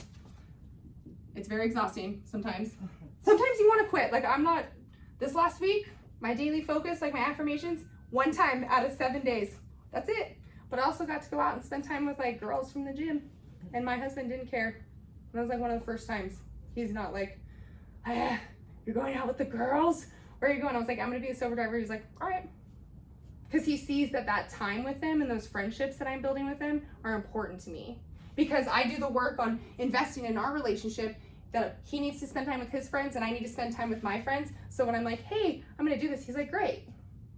Our relationship is better because of that. There's no friction. We're eliminating any of the problems. And it's just because I do the work all the time. And the last one is, what are your non-negotiables? Does anybody have a non-negotiable in their life? Like, nothing is getting in the way, no matter what. I have a non-negotiable in my marriage, infidelity. I have a non-negotiable for time. I will not spend more time being miserable in my business than I do being happy in it. That is a non-negotiable for me. If I'm miserable every day in the business, we need to seriously reevaluate where we're at. Now, I have bad days, and there's days where I'm like, cannot handle this. I want to light it on fire, and that's okay. You can have bad days, but your majority of your day should not be jeopardizing your non-negotiables. On Sundays, I'm going to church. People ask me weddings. I've had multiple offers for weddings this year, and I tell them no. And it's not about the money. It's because I have a non-negotiable. No tenant, no amount of money, no opportunity, nothing is getting involved in my marriage. It's my marriage first. That's also a non-negotiable for me. And then also being a person of integrity and somebody of honor and doing what I said I was going to do is also another non-negotiable. So figure out what your non-negotiables are, and those become like really true foundations of boundaries of you and your time and your happiness. And that really, like, If you can do these things, you will walk into your business a different person. I promise it. I watch it happen all the time. And it's incredible when you say no. I'm somebody that has a hard time saying no to my work schedule. And it ate me alive for a really long time. Now I'm like, I work 4 days a week. If you have to wait 6 weeks, you wait 6 weeks to get an appointment. Sorry. I'm not willing to come in on my days off. Unless I have a prior agreement to do that. Or I told somebody I would. It's just not non-negotiable because I got too much stuff going on. And you can see that makes me happier every day. I'm good at the end of the day. I've not surrendered to the control of everybody else because the clients will try to control you in your business and you really need to take a rein on it. Or even customers that you have in your business. They will call you at 10 o'clock at night and ask you to get them in tomorrow or get this order in and done by tomorrow. And you either have a choice to respond to that or not. And if you don't, who cares? And if they are angry at you because you didn't respond right away, who cares? You don't need them in your life. Yeah. Get rid of that person if they're disrupting, or if you're with your kids and a client's calling you 17 times in a row. Ew. Like, it happens. You would be surprised it happens. God. Or, hey, I box colored my hair last night and fried it off. Can you fix it tomorrow morning at 9 a.m. for $100? No. That happens all the time. Like, Wow. oh, hey, I have a little bit of a cough. Can I still come in? Oh, my kids didn't go to school today, but I'm going to bring them into my appointment. Stuff happens all the time. Boundaries, like a non-negotiable. Respect of this business is a non-negotiable big time for me. I just fired a client 2 weeks ago for coming in here intoxicated. I walked her straight out of this building and fired her. 15 years I've been doing her hair. Non-negotiable. I am a leader here. I sign the policies and procedures, and I would be very upset if one of you guys serviced a beauty professional while they were really intoxicated, or serviced a client while they were really intoxicated. That is a safety issue. That is a respect of your business issue. Like, I was like, you insulted my team. You insulted me. This opportunity we're providing, I have a contract signed that I'm bound by. Like, every part of what happened there is not worth it. Like, I love her, but until she gets help and she can guarantee that that's not going to happen again, I will not let her come into my business. But I also didn't freak out.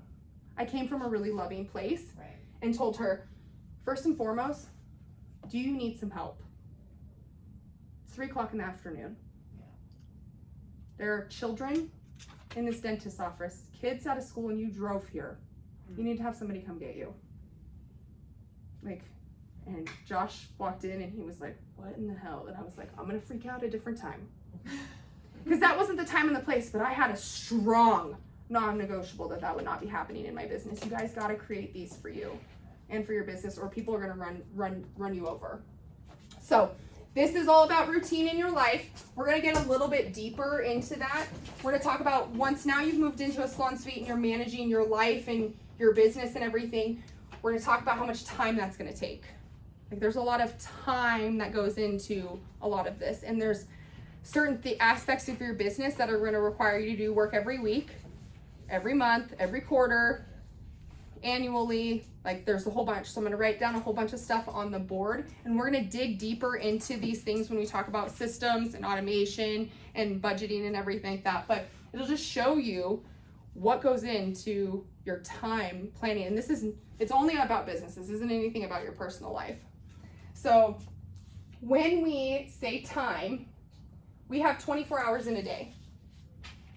8 hours to sleep, a couple hours to get ready, commuting every single day. You have very little time to actually spend on your business if you break it down in a 24-hour period. So how can you be effective in your time? Part of that, the number one thing in managing your time is living by your calendar. Does anybody have a calendar outside of your salon or spa calendar? Yeah. Like a personal one?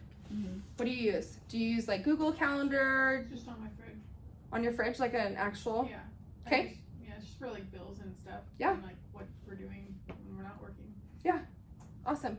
Mine's on Google, and I share it with my kids because there's times like family weekend at WSU that we all need to know that we all need to be there. So it's just a Google Sometimes they don't need to know when I have a hair appointment or lash appointment, but that's on our family calendar too. So, but you literally she literally just took exactly what I was about to say.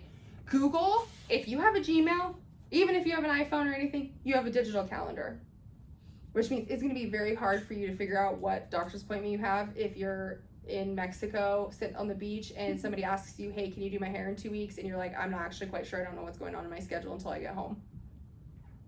Missed opportunity to book people. That will start to happen. The busier you are, the more people will come in. Or you just give them your online booking and say, there's the deal. That comes later. But living by your calendar, I have 5. Like, we use Google Calendar. Me and Josh have 5. I have a one for my personal. Josh has one for his personal. I have a salon one. We have a consulting agency one, and executive has a calendar.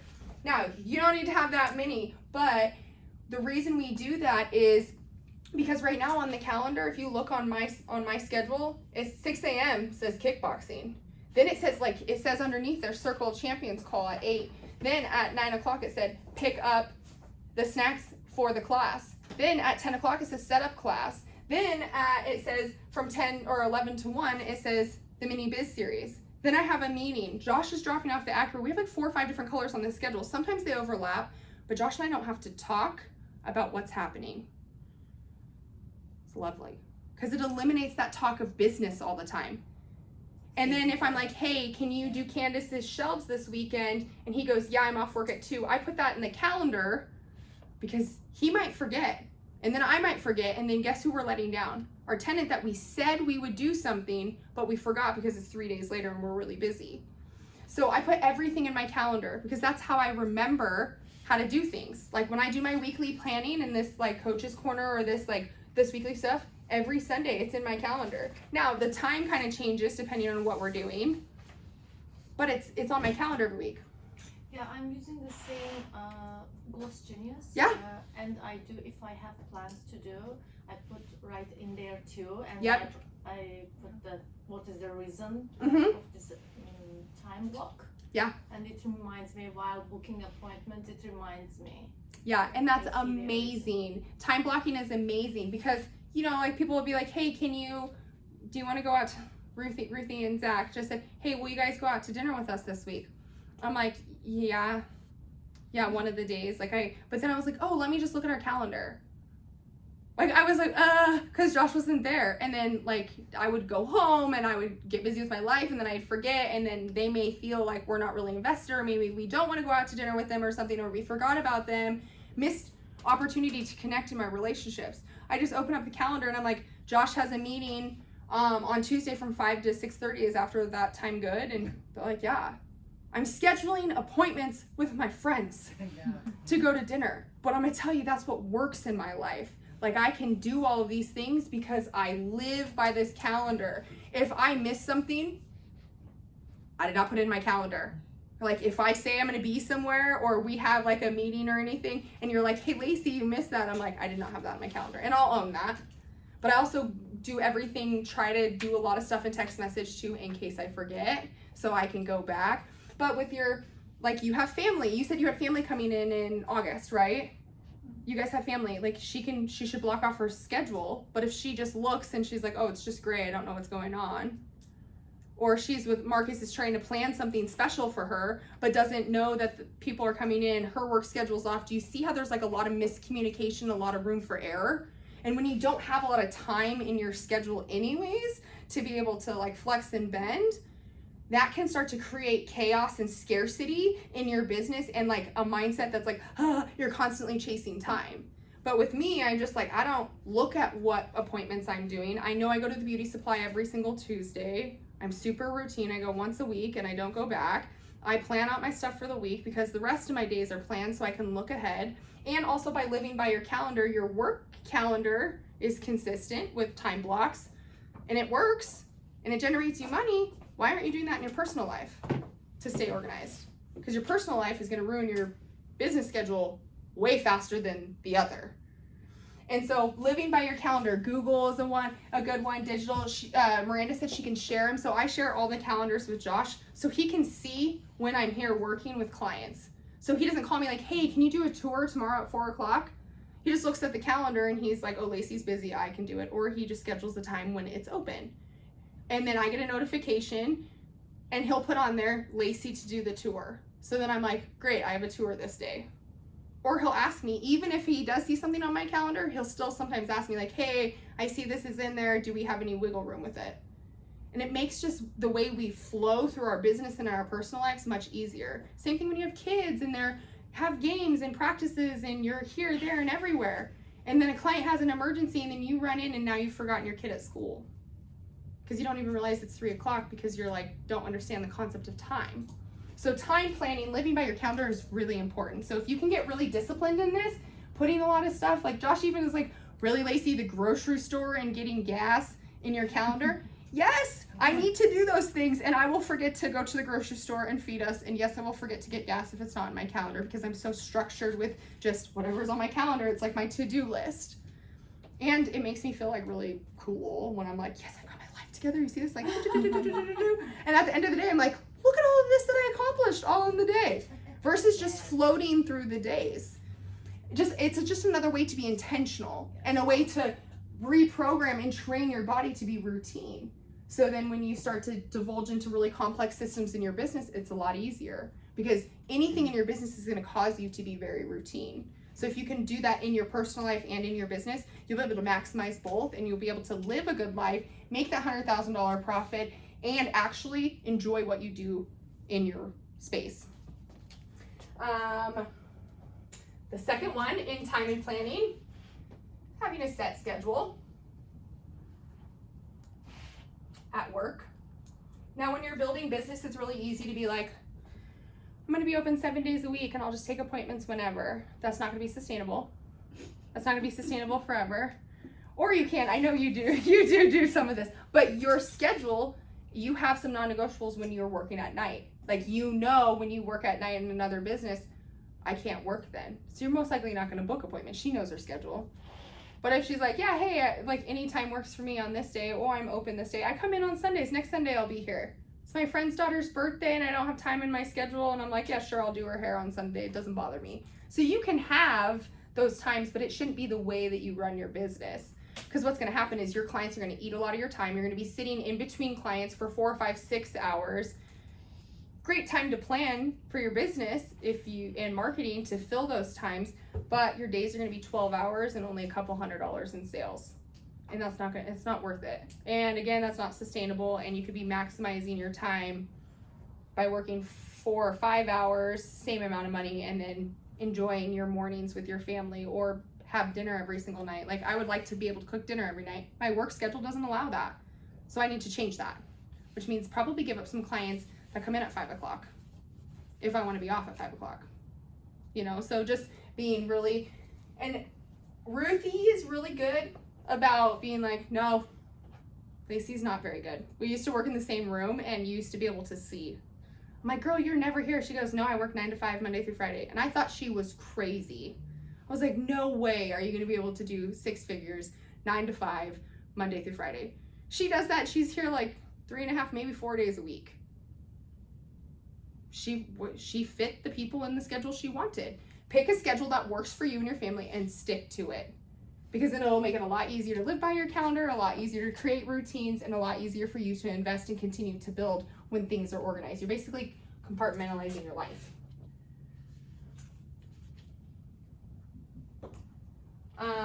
Something about time is there is a difference between family time and personal time.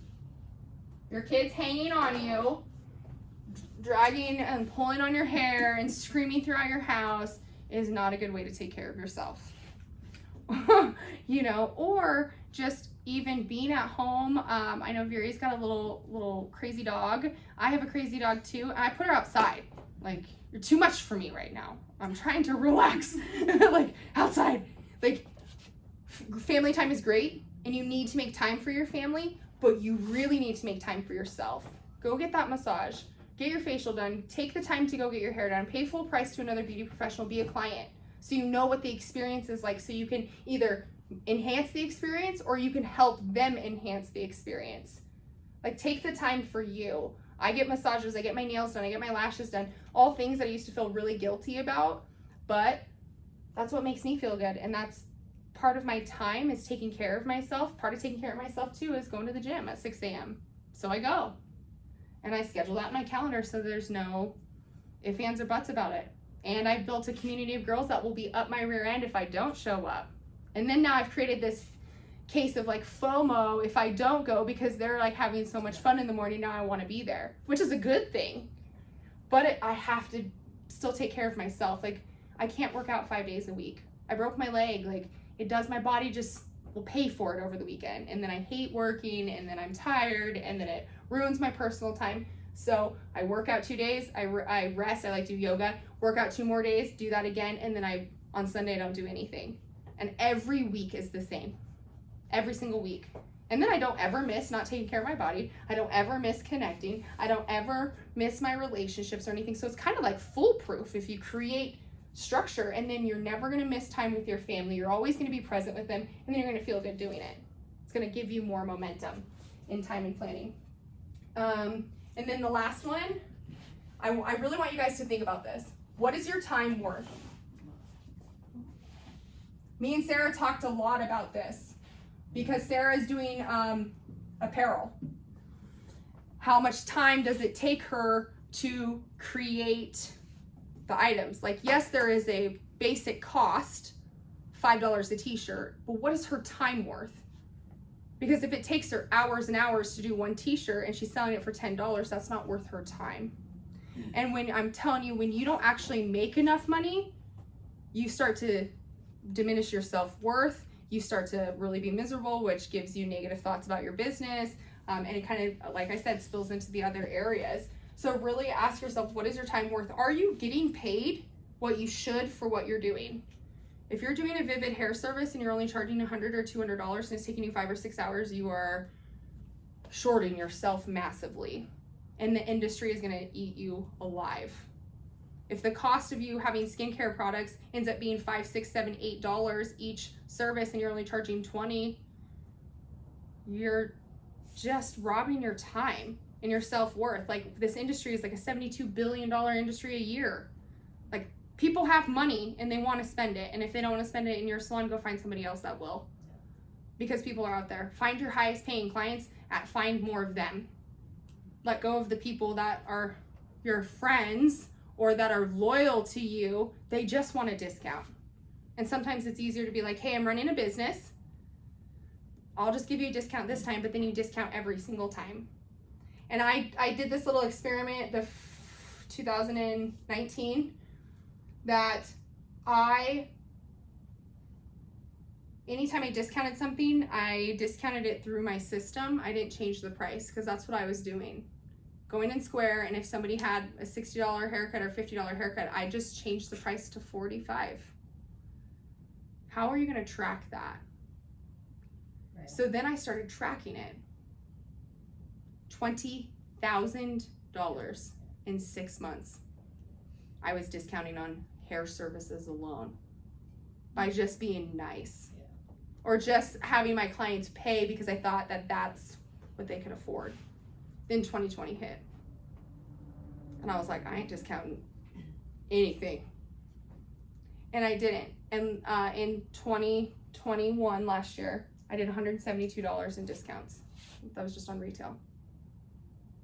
Like, it's a lot. It's a lot of money. You're leaving a lot of money on the table by not charging what your time is worth. And then the retail aspect too, like, yeah, you can discount retail, but you better make sure it's at a good price point for you to be able to afford being able to do that. Because your time is worth a lot because of how much time this costs you. Sarah? I just had a comment. I mean, you've been doing my hair for a long time, well over 10 years, and I've never questioned your price increases. So I think, like, you guys, like, you find people and you get them in, it's the loyalty. I know Laycee's gonna do it right. I know she's gonna be available. I know it's gonna be done good. So when your prices go up, I've never personally questioned. And yeah, so I think you guys, I don't know, like, you know, if you've been in it a long time or whatever, but when you increase your stuff, your time, it's easy. Like, how do I say it? It's hard for me to figure out my time because I'm figuring it out. I'm very new. But over time, when you build it, like, yeah, charge what your time is worth, because I've been a loyal customer and I'll always pay whatever. Yeah. And then if people want to complain, like you said, or, oh God, $50 haircut. I mean, yeah, to me, $50, $60, it's expensive, but I know what I'm getting when I come to Laycee. Yeah. So I'll never. Consistency. You raise That's it what she $5, said. It's you raise it- consistency. you raise Is it that it's $5. consistent every time. Yeah. And And it's quality, and she's supporting a friend, and like it's checking all the boxes to make her feel good and what she wants out of it. It's also the checking the boxes for me. That's a win-win. Because if I want a $40 cut, I can go somewhere else and get it, but I'm not gonna be happy, and I'm not gonna have that relationship. So I think. How many times do we hear stories from hair disasters? Right. Like a lot. Yeah. Or like, oh, I was sitting in the dryer for an hour with these foils, and I just don't know what happened. She like kind of forgot about me, was doing 3 people's hair at one time. That client's hair is fried, and now it's your problem. Now you're like uphill battle to try to build loyalty that wasn't even your responsibility to build in the first place. Like, people should just know when they come to you, this is what I'm gonna get. And that's why I'm very blunt with my clients. I'm very honest. Like, a lot of people will be like, go see her if you really want the truth about your hair. Because I'll be like, no, girl, your hair looks like shit. We gotta fix this. Because I'm doing her a disservice if I'm like, oh, this is just so perfect. Maybe I think maybe this shade, and like being so nonchalant around it. No, I don't think you should have really red pigment in your eyebrows when your hair is dark. That's may fade to be a little strange. No, I don't suggest you coming in and getting your eyebrows waxed or your eyelashes done after going to a tanning bed. Like, instead of just doing it for the money, like, know what your time's worth. And when you know what your time's worth and you can get really clear on that, it makes it a whole lot easier to plan. Plan for the future, for like we were talking about legacy goals, 10-year vision, the picture, the 1 year and the 12-week season. So much easier when you're like clear on what you want, you know how much you're worth. And do you see how that builds confidence? And we talked about confidence versus certainty in the last class. You can be really confident in your business, or you can be certain. This builds that confidence so you can create that certainty in your business. Because I'm very confident that I am booked solid this week because I have been very certain about maintaining my daily routines so that my business is worth it, so that my time is worth it, so that I feel worth it, so that in my life everything flows and we can continue to expand. And for me, I'm just like, I would never go back to ever doing the things that I used to. And that's why I'm like, I gotta share these with our beauty professionals. I'm gonna teach them how to do this, because if they get in the trap like I did, which is every beauty professional salon suite that I've met does the same thing. April, how many independent people do you see in this industry do this? In skincare and hair? Every day. Every day. I need to make money, so I'm gonna do whatever it takes, and I'm not gonna create any boundaries or any rules or have any plan. Every single day. That's where I'm at right now. And Every you day. will leave the industry. 65% of people that come into a salon suite leave in a year. That's sad. Salon suites and independent contractors make up for almost half of our industry. So think like 20 to 30% of our industry is failing in the first year coming into this. For what reason? They just don't understand. They just don't understand. And that's why we're here. That's why we are teaching you, because I'm like, this is how trivial is this? I'm like, oh yeah, just be intentional, plan your time, all things that we know, but until you hear it differently or that it relates and lands with you and resonates is when you're gonna act on it. So if I have to teach the same thing in 30 different ways for it to land for you to be able to profit the amount of money that you want in your business, I'll be here every day then. Because I had to learn things here differently. Like, all of this stuff is available. All of this information that I'm talking about is available on the internet. It's just creating a system and a routine that works for you. And you may say, hey, look, I'm not really into this spiritual part, but I'm gonna live by my calendar, and I like don't really know if I'm gonna keep score. But you know, if you pick and choose at first, at least you're moving forward. Everything else will fill in afterwards, because you'll kind of get to a point where you have to do everything if you want to keep growing, because you'll hit a standstill, you hit a plateau, and you have to ask yourself different kind of questions. So, a half hour. Got this. Planning. We're gonna go into planning. Who knows what you need to do annually for your business? Every year you have to do it no matter what. Taxes. Okay? Anything else?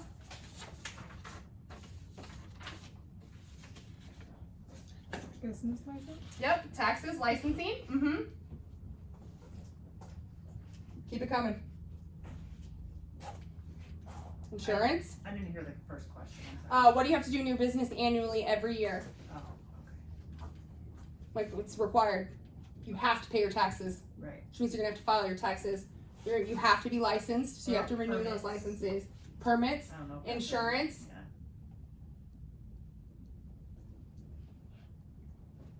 Any contracts you have, like your leases that you have, like with executive, that comes up annually.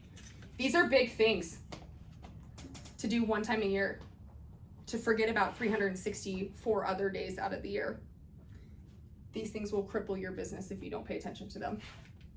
If you don't pay your taxes, like a lot of beauty professionals and salon suites don't do, you'll be out of business because they will take your business license, or they'll just put a lien on your bank account, and the bank is required to give them all of the money out of your bank account. This is what will happen if you don't pay your taxes to the state. You can choose to do taxes like quarterly though, right? Yep. Like, Yep. okay. You can pay into your taxes, but you're required to file your personal taxes once a year. Some, depending on your business structure, like if you're a corporation, you will be, the government will, Department of Revenue will tell you whether you need to do quarterly, monthly, quarterly, or annually. So the Department of Revenue is in charge of telling you. Most sole proprietors are annual. You get into LLC, they will do quarterly depending on how much money you make. Some make it monthly, like executive is monthly.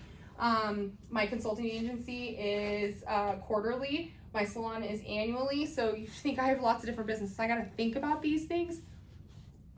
Put it in my calendar. I put it in my calendar. Like my City of Everett taxes are due April 31st. I've been doing this so many years now, I just know, but it's in my calendar because I'll forget by August if you were like, hey, Laycee, when's the last time you paid your taxes? I have no idea. I don't know because I'm too busy. So annual taxes and licensing, insurance, contracts, you're going to have to do that in your business, so you're going to have to plan it. I know everybody's lease renewals are coming up, and we send a notice 60 days out because we have that in our calendar. My calendar tells me when to write somebody a lease renewal, so I don't have to remember. There's 30 people in here. I'm not going to remember when you guys moved in. Like, I love you guys, but I also have an Excel spreadsheet to tell me that exact information. But we will miss a lease renewal. It's happened before because we didn't put it in the calendar. Because time goes fast. A year goes by really fast. So knowing like, oh, hey, I think I want to grow my business and I might want a retail space one day after executive, and I have a 3-year goal, you should probably be thinking about the contract that you have and how much that's going to cost you over the next couple of years, or what contract you're going to have to get into for another space. So get it in your mind, taxes, licensing, insurance, contracts every year. If you put it in your calendar, you actually won't have to think about it. It'll just remind you. And then if you have your systems and your automation and everything set up properly, you just plug in information and pay. And then taxes and all this that are so scary are really seamless. Quarterly, can anybody tell me what you have to do quarterly in your business?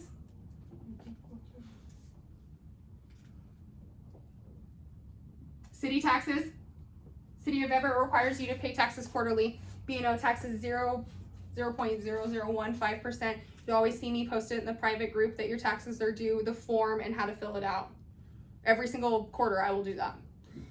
If you don't pay your city taxes, they contact the Department of Revenue, and mind you, my city tax is like $20 a quarter. It's not a whole lot. But if you don't do that with the city, they contact the Department of Revenue, which is the state. The state says, oh, you didn't pay your taxes. Then they look and see if you've paid your Department of Revenue taxes. If you haven't done that, then they will write basically a tax warrant for you and then take the money, and then the city will pull your license and so will the state. And they can do that. And they're doing that more and more now these days for people not paying these lower taxes, because then they know the IRS isn't getting paid either. So it's just make sure you pay them. It's like $20. The max I think I've ever spent is $25. So easy to do quarterly. Your quarterly planning, you should be doing goal setting every 12 weeks. That's a quarter. So you should be doing goal setting and checking in where you're at every 12 weeks.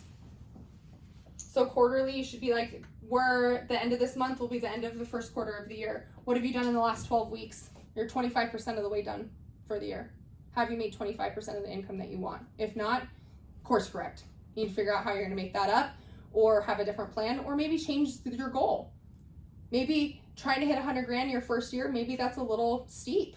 Maybe you drop it to 80 or 75 or something like that, so it's more attainable, and then you're just learning, like, I still really want that, but what's realistic for this year might be just slightly less. And then I can learn really how to do this well, so that 100 next year is so much easier. And then 80 will turn into 120 actually. You'll really be able to grow. And then I'm gonna put this in here just because I'm the landlord. Deep cleaning your suite. You should do that quarterly. And what I mean is cleaning your vents, your hair traps and your shampoo bowls, your floors, like the baseboards and stuff like that. The only reason is that's appearance. Like that's, the client sees that. Now, yes, we sanitize our spaces, but I'm talking about like deep cleaning it. When you pull that hair trap out and you realize how much hair and color and everything is actually in there, no wonder why the water is like coming up in your shampoo bowl, because the pipes are getting clogged. The better you can do that, the less problems you'll have. And then one day you won't come in and like, why is my sink overflowing? And now this is costing me more time. And then it's, you know, deep clean your suite to make it nice. Like make sure you keep your blinds cleaned. I cut hair and there's a vent there and it shoots hair right up into the blinds. So I have to like constantly clean those blinds. If I have just hair stacked on this window that they're sitting next to, what kind of experience does that show them? So I make sure I really deep clean those things. I pull everything out of my station quarterly and we'll clean all of that too, because it gets dusty. And when we work in these big salons, everybody's got duties and everything, so it stays pretty clean, or they'll have a cleaning company come in and do it. We have a cleaning company do the common areas. You guys are responsible for doing your own, and that's something I think business owners forget. Because sometimes when people move out of suites, I'm like, this person has never cleaned it in 3 years. And if the state comes in here, they are going to fine them from here until Timbuktu for not having a safe and sanitary environment. And if the state does come in here, they will look for that, because they know individual people will cut corners. When you're a big group and corporation, you have somebody else's ass on the line essentially. So you're gonna follow the rules. Here you're gonna let things lapse, and the state comes in and looks for that. Monthly. Can anybody tell me what you need to do monthly in your business? Buy your product. I was gonna say inventory, but I don't know if that's more of a. Yeah, you can do it monthly. Absolutely. Or weekly. I mean, I don't know. Yeah. In this space. I go to the beauty supply store once every week, once every 2 weeks. I used to go every single day. Not in today's day and age with gas prices. I go to Michael's like 4 days a week. I can't. I gotta stop. It's time, guys. It's not necessarily about you guys going. It's about your time. Yeah. Now it's miles on your car, which is a write-off. Great, you're getting a deduction for that. But it's also gas, which is super, super high, but it's your time. This is your time. You have to be very, very, very protective of your time when you run a business. So monthly, you should be like, where am I at? Am I on track to hit my financial goals? Am I making enough money? And that's what we call the benchmarks, like every 4, 8, 12 weeks. Like if you're not checking in every month, like, am I on track to meet my goals? Am I doing what I said I'm gonna do? Is what I'm doing working? What's working and what's not working? Course corrections if you need to. But also every 4 weeks, guys, celebrate the wins. If you don't celebrate a win while doing all of this stuff, it will be for nothing. You will feel like it's for nothing. And at the end of the day, we're not here for nothing. Like my big celebration, like it's my birthday, I bought a car, cool. I get to celebrate that. You wanna know how to celebrate that? I'm gonna buy cool stuff for it. When's your birthday? My birthday's in a couple weeks, on the 12th. But I'm gonna celebrate that. And I'm gonna be like, yeah, my celebration for doing the work is that car. But I also have gratitude for it because I'm in a different place for buying the car. So you can see one thing can serve so many different purposes in life. Celebrate the wins. Like you hit that $1,000 day or $2,000 day, go buy yourself something nice, or go out to dinner, or if you hit that financial goal in that 12 weeks, do something for yourself. I don't even care if it's like, if I hit this financial goal, then, or if I save this amount of money, I'm gonna buy this. That's what I did. I was trying to save $100 a week, which would have given me $1,200 at the end of my 12 weeks. If I could save $100 a week for $1,200, I could go buy whatever I wanted with that. Can I be disciplined to save $100 a week? At the end of the 12 weeks, I had $1,200 and I went out that day and bought myself a pair of diamond earrings. and I had $500 left over to do whatever I wanted with it. I saved some of it and then I went out to eat. I celebrated my win. I got what I wanted. And I didn't have to be like, oh, wrestle with this idea whether I wanted to buy myself a pair of diamond earrings. Josh was pissed because I took the opportunity away from him, but it also showed him, like, your wife is a different kind of human being. She can buy her stuff too. Then that's less pressure on my marriage. He doesn't feel like he always has to go out and buy me expensive things to make me happy. He knows that, like, Laycee's responsible for her happiness.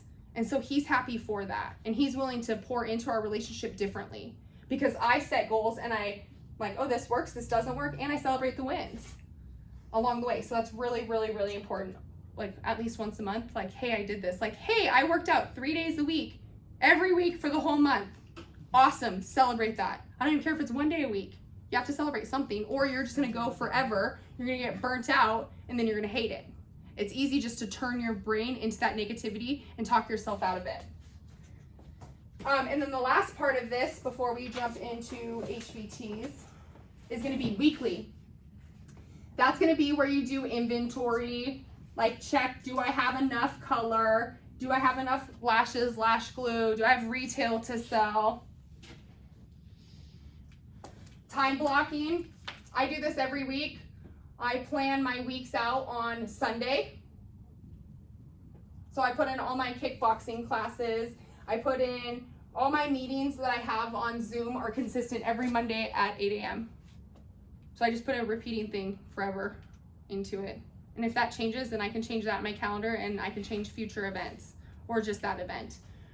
So that I don't have to go in and be like, oh, I have this call this week and this and this and this. Like these classes, they're already in my calendar. As soon as we booked them, I put them in my calendar. It's time blocked. My days are being built for the future. And if you get in that mindset, it's easier for you to understand how you're gonna make more money and plan your promotions in the future too. Doing your check-ins. Like, did I do what I said I was gonna do every week? HVTs, which are your high value targets, which I'm gonna go into.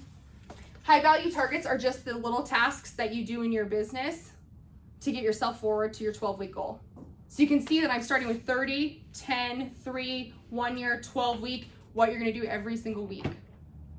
So HVTs are those tiny little tasks, the high value targets in your business every week that are gonna get you to move forward to your 4, 8, or 12 week benchmarks. And then any appointments that you may have, like personal appointments, kids games, anything that changes, put it in your calendar. Does that make sense? Do you guys have any questions about time blocking or planning? You guys are just like sponges. I'm trying to go faster. All right, HVTs. Like I said, HVTs are the most important tasks that are going to be required for you to achieve your goals. So, my HVT this week is what's one thing that I can do to move my business forward this week? Education. This is like solely if I do that this week, this will move our business forward to the 12-week goal that we've set. And my 12-week relational goal is about you guys. Like invest and pour everything I have in the next 12 weeks into this team and all this education so that they are fulfilled. That's my relational goal. It has nothing to do with me. It has everything to do with you guys. So how can I do that? If I want that 12-week goal, I'm gonna have to teach. I'm gonna have to invest. And so this is my HVT for the week.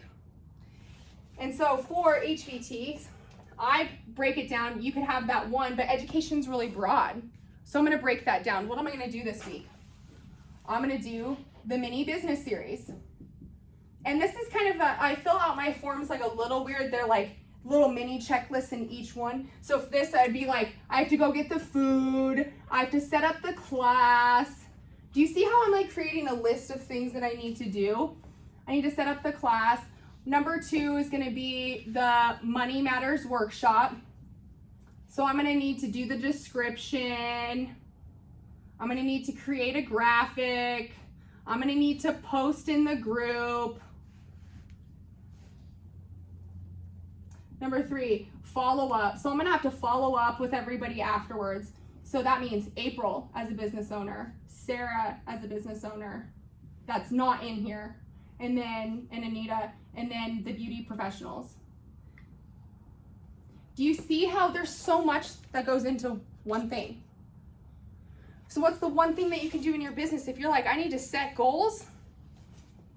What are you doing then to set goals? Like maybe one is like just get clear about what I want, maybe do the path, write it out, get committed, find an accountability partner. It doesn't have to be complicated, but you have to do, this is the way, this is how you move your business forward, is create these high value targets and break it down into little tasks and then keep track of them.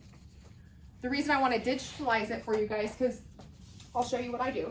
So we have HVTs. We do it in a digital system. I print them off every single week. Comes my checklist of the things that I need to do. Now tell me how I'm gonna forget anything if I know that everything's on here. When I do it, I highlight it. If I don't do it, it didn't get done. It tells me where I'm gonna be missing things in the future. Or if I'm like, maybe I'm putting too many things in each one of these and I need to break this up a little bit more. It'll tell you how productive you are and how successful you are at being able to plan. And it gives you like, I print this off and this stays in my salon, or you could do it at home, and I'm like, oh, okay, the circle event, need to get the rental car, need to confirm the Airbnb, need to do like, that's all stupid little stuff that I will forget to do because I'm too busy in my business. So sometimes it's that, or you're like, hey, I'm planning on taking 2 weeks off of work. What do you got to do in your business to prepare for that 2 weeks? Is there, like, maybe I need to pay my rent early, or maybe figure out how I'm going to pay my rent, or let my clients know, or plan postings so that people don't know that I'm out. So these HVTs are just little tasks in your business that you do every single week to move you forward to your goals. Does that make sense? Picking up what I'm throwing down? Okay, and then the very last part of this, and this is 100% why I wanted digital for you guys, because it's going to be a lot of paper and a lot of time if you guys keep track of this. How are you going to measure your guys' productivity? How will you measure that? Will you just trust that every single day that you're doing everything in each one of the categories? If you can't get clear on your goals, you're not going to get really committed on doing these things, and you're not going to track. If you're not keeping score, how do you know what you're doing or what you want? Like, I will find that if I don't want something really, or I'm tired, I will see that I don't do it through the week. If you don't do something week after week after week, that tells me you either don't really want it, or you don't want to confront the issue that you're facing with it, which could be in business.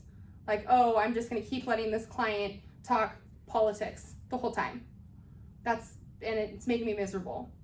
And you don't want to confront it, and it's ruining your relationships, but you don't invest in your relationships, so you're not willing to set the boundary. Can you see how like it can get kind of like rocky? So if you're not keeping score, how do you know what you're doing? So I've created like a little scorecard, essentially. You know, you guys don't have to do this, but it's a good way to track. And so me giving you a digital form also allows you to kind of go back and report on that. Like, hey, this is what I got this week. Like, oh yeah, I did do these things. Like I told you, my daily focus, I did one time last week. So I'm down 6 points for the week, which is going to be real fun tomorrow to have to report on, because they're going to ask me, Laycee, why aren't you doing the work? And I'm like, oh, I just didn't feel like it. Well, why didn't you feel like it? I was like, well, I feel strong. Well, are you? What got you to be strong was doing this. So why would you stop doing that? Don't you think that like old self-gravity and negativity is going to come back, challenges are going to come, and then you're going to be scrambling to try to make up for it on the back end and then play this like wishy-washy game? That's what's going to be said to me tomorrow because I didn't do my daily focus. Like I already know. And I'm just going to be like, I just didn't feel like doing it. Because I'm a powerful person. Like I got everything else done. I just didn't do that. But the real reason I didn't do that is because I didn't make time for it. Because my schedule was up and down every week or every day this week. I came in here at a different time instead of being consistent. You see how like you little things go when you're not super consistent. So how do you keep score? So essentially, financial, physical, relational, spiritual, daily focus. Daily focus is like the affirmations I was telling you guys about.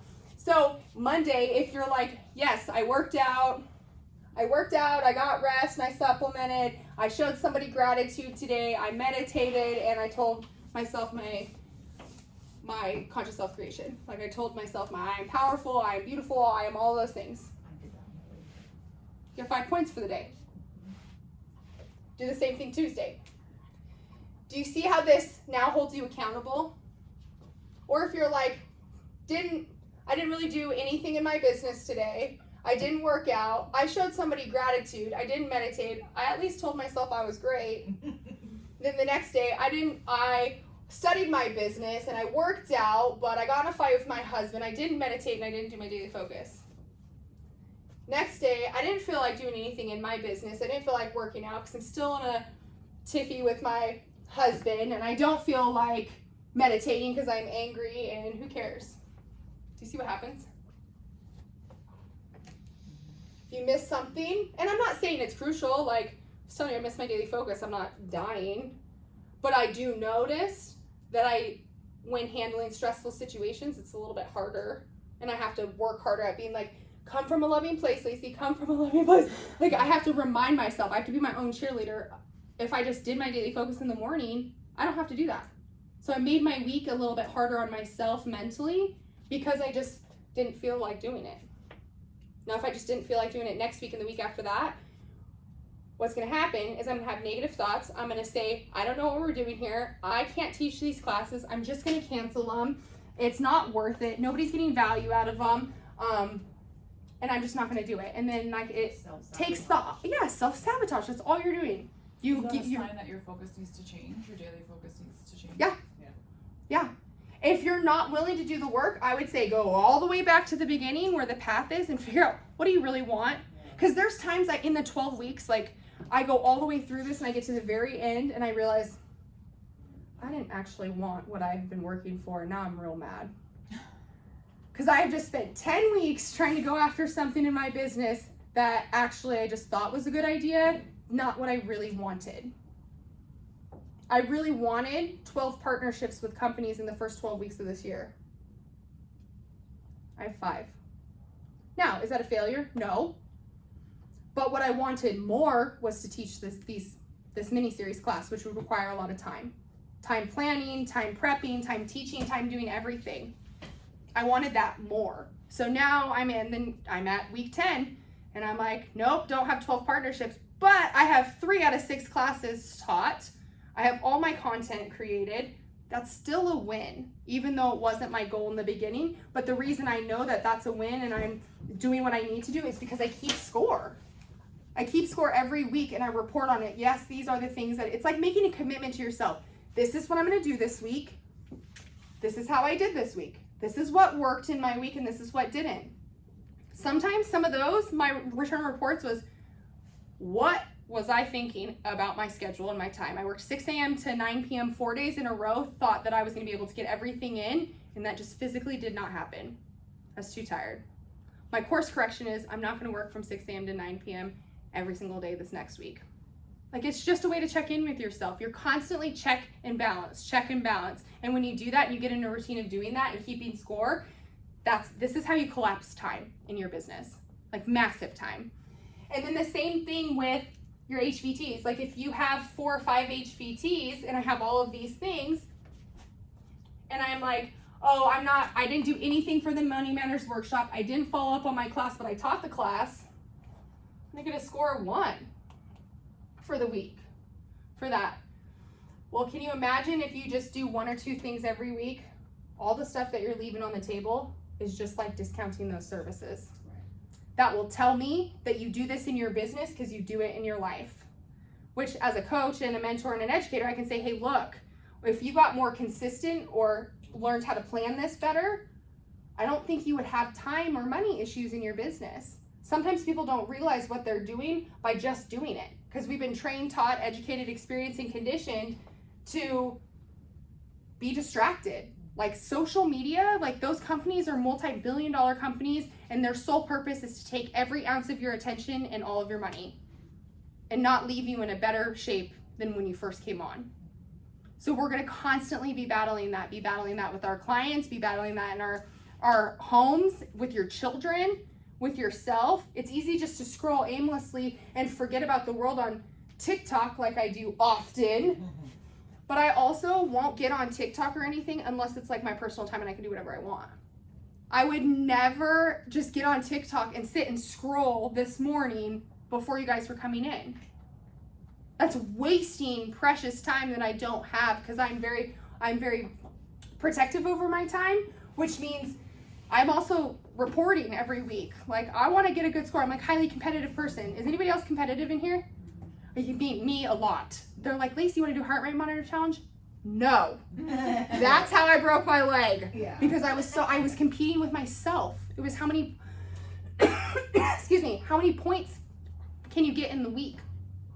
And I pushed myself and I was in a bad mindset and I was late and my heart rate monitor kept dying, which kept affecting my points, and I was so competitive and in a bad mindset, not taking care of myself. I pushed myself too hard, rolled down on the ground, broke 4 bones, tore an ACL, and learned a very harsh life lesson about mindset.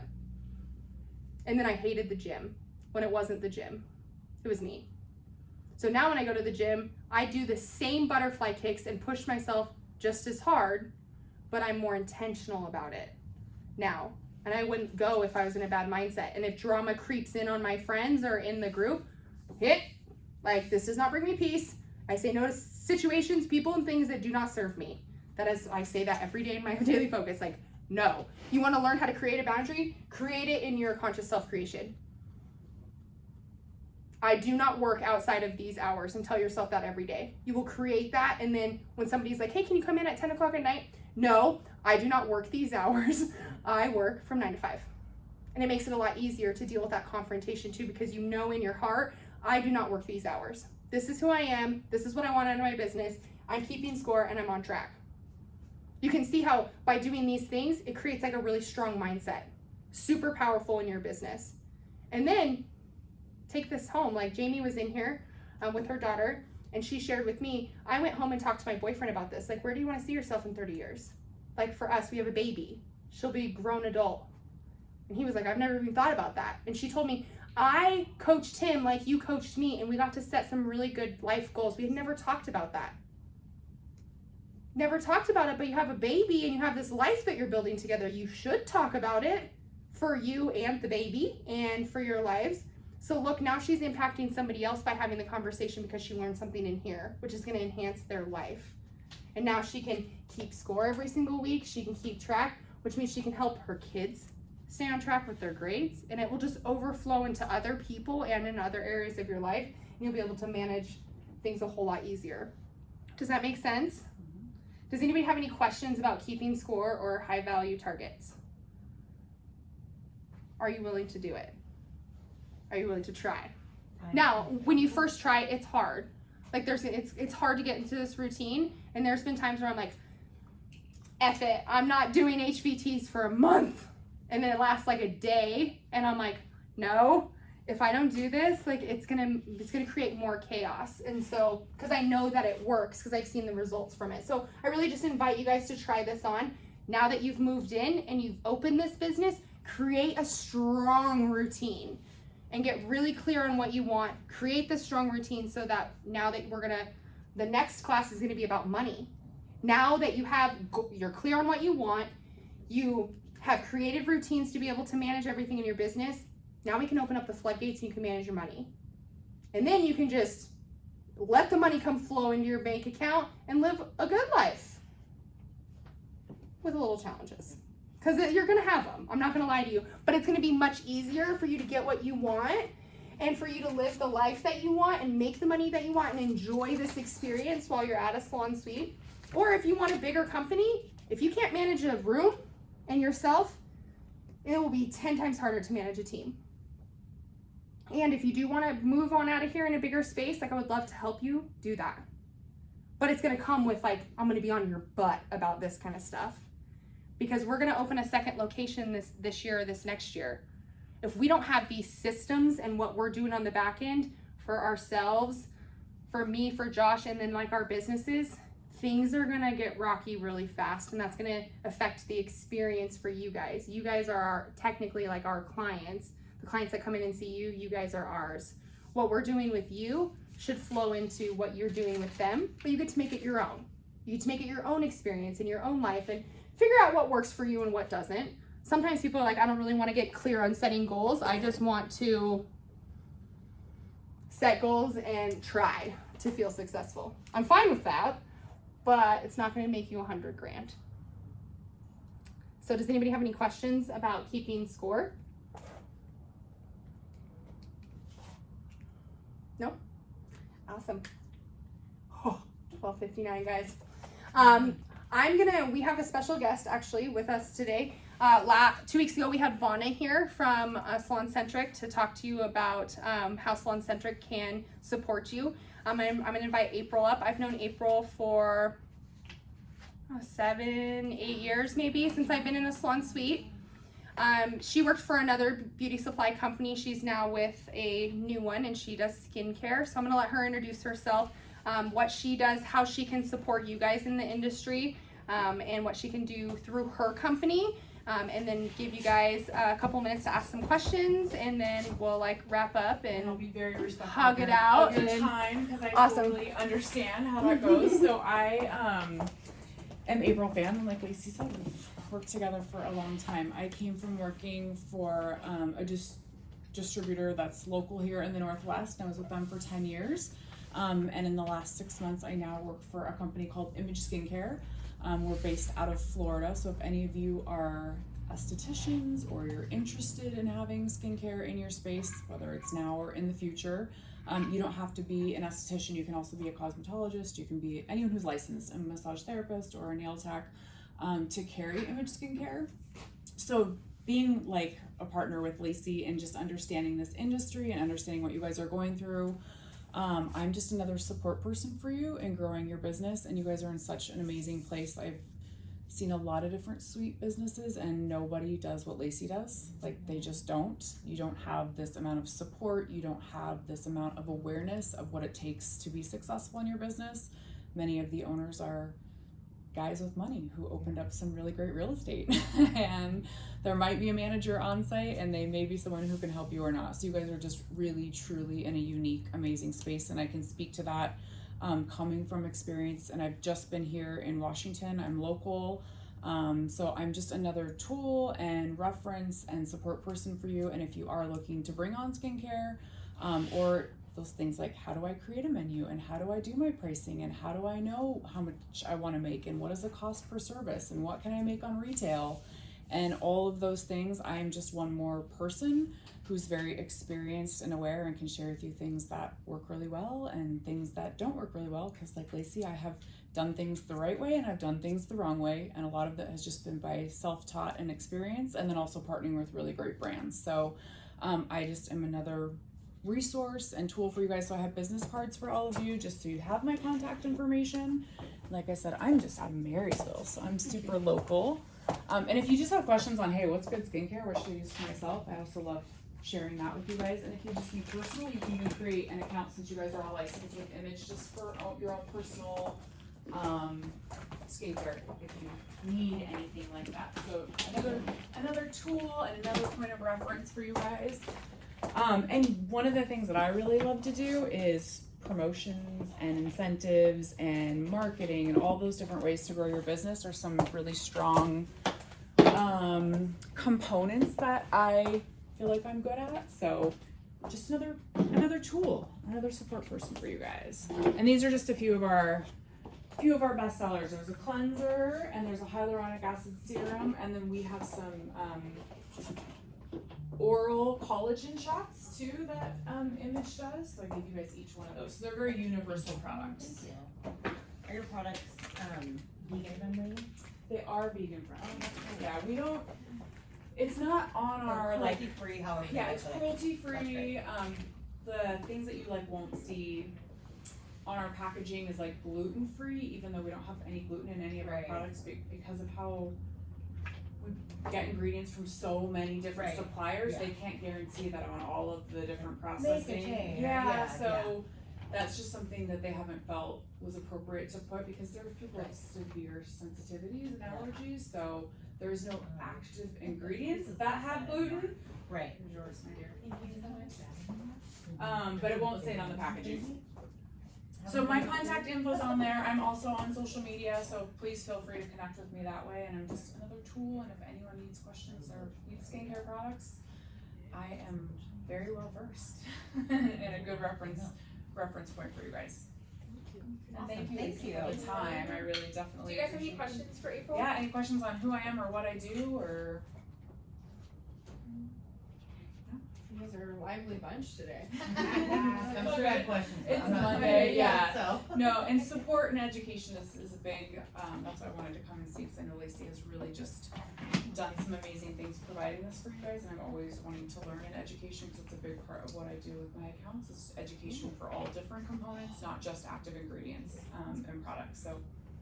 And you utilizing somebody like April in your business is really good too, because let's say they're like, hey, look, I really love this product and I'd love to take a class. You never know what she has available, what she has access to. I had the shear sharpener was here, Hanzo Shears, and I told her that we'd be interested in a barber class. We have a barber class coming May 10th for free.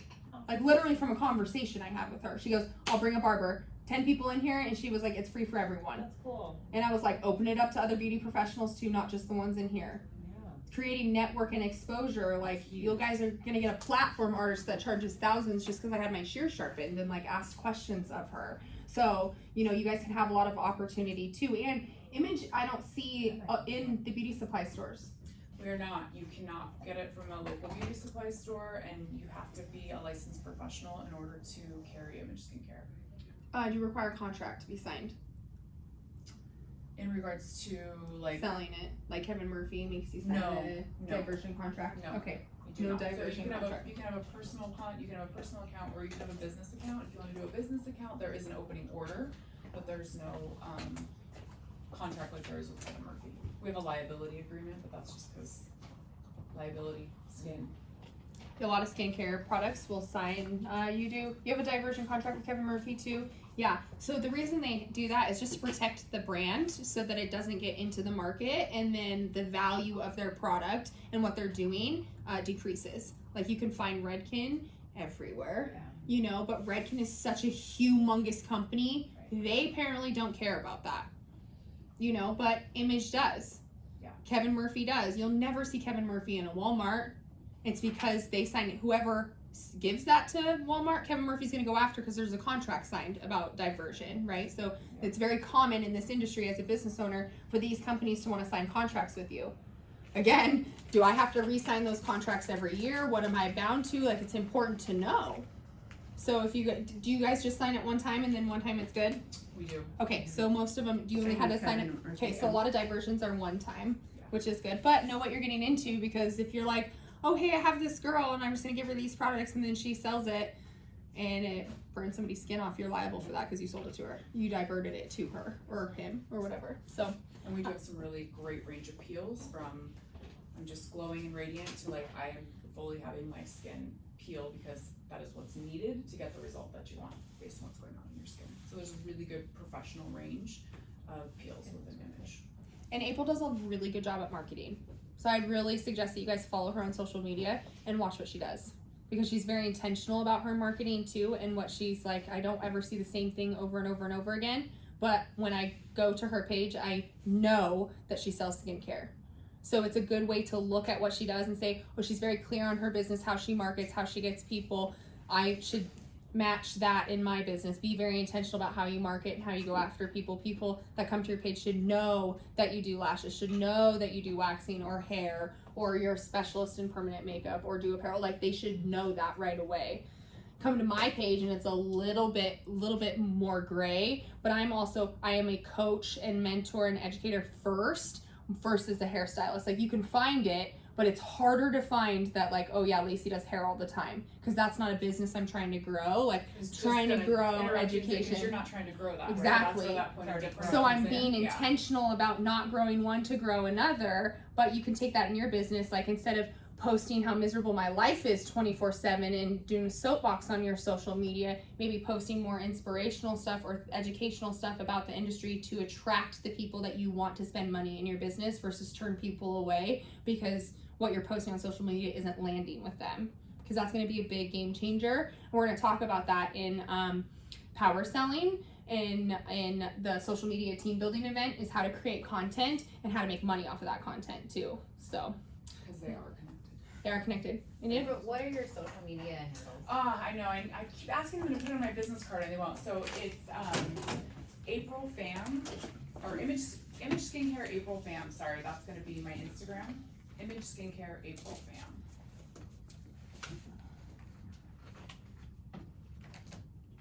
There should be a picture of me on there. That's Instagram, you said? Yeah. PHRAM. Just PHAM. Yeah. And I think my Facebook is opposite. I think it's April Fam Image Skincare. If I remember correctly. If you can get to my Instagram, it will connect you to my Facebook. I have a link. Yeah. Like, okay, Like I have just got one page. It'll put it all together there, and then on my. If you can't find it, shoot me an email, and it will be on my. I can reply to you, and it will be on there as well too. Awesome. Well, hey, thanks for hanging out with thank us you for guys for another extra couple time. hours. Does anybody have any insights or biggest takeaways, anything that they really learned or anything that really landed with them during this class?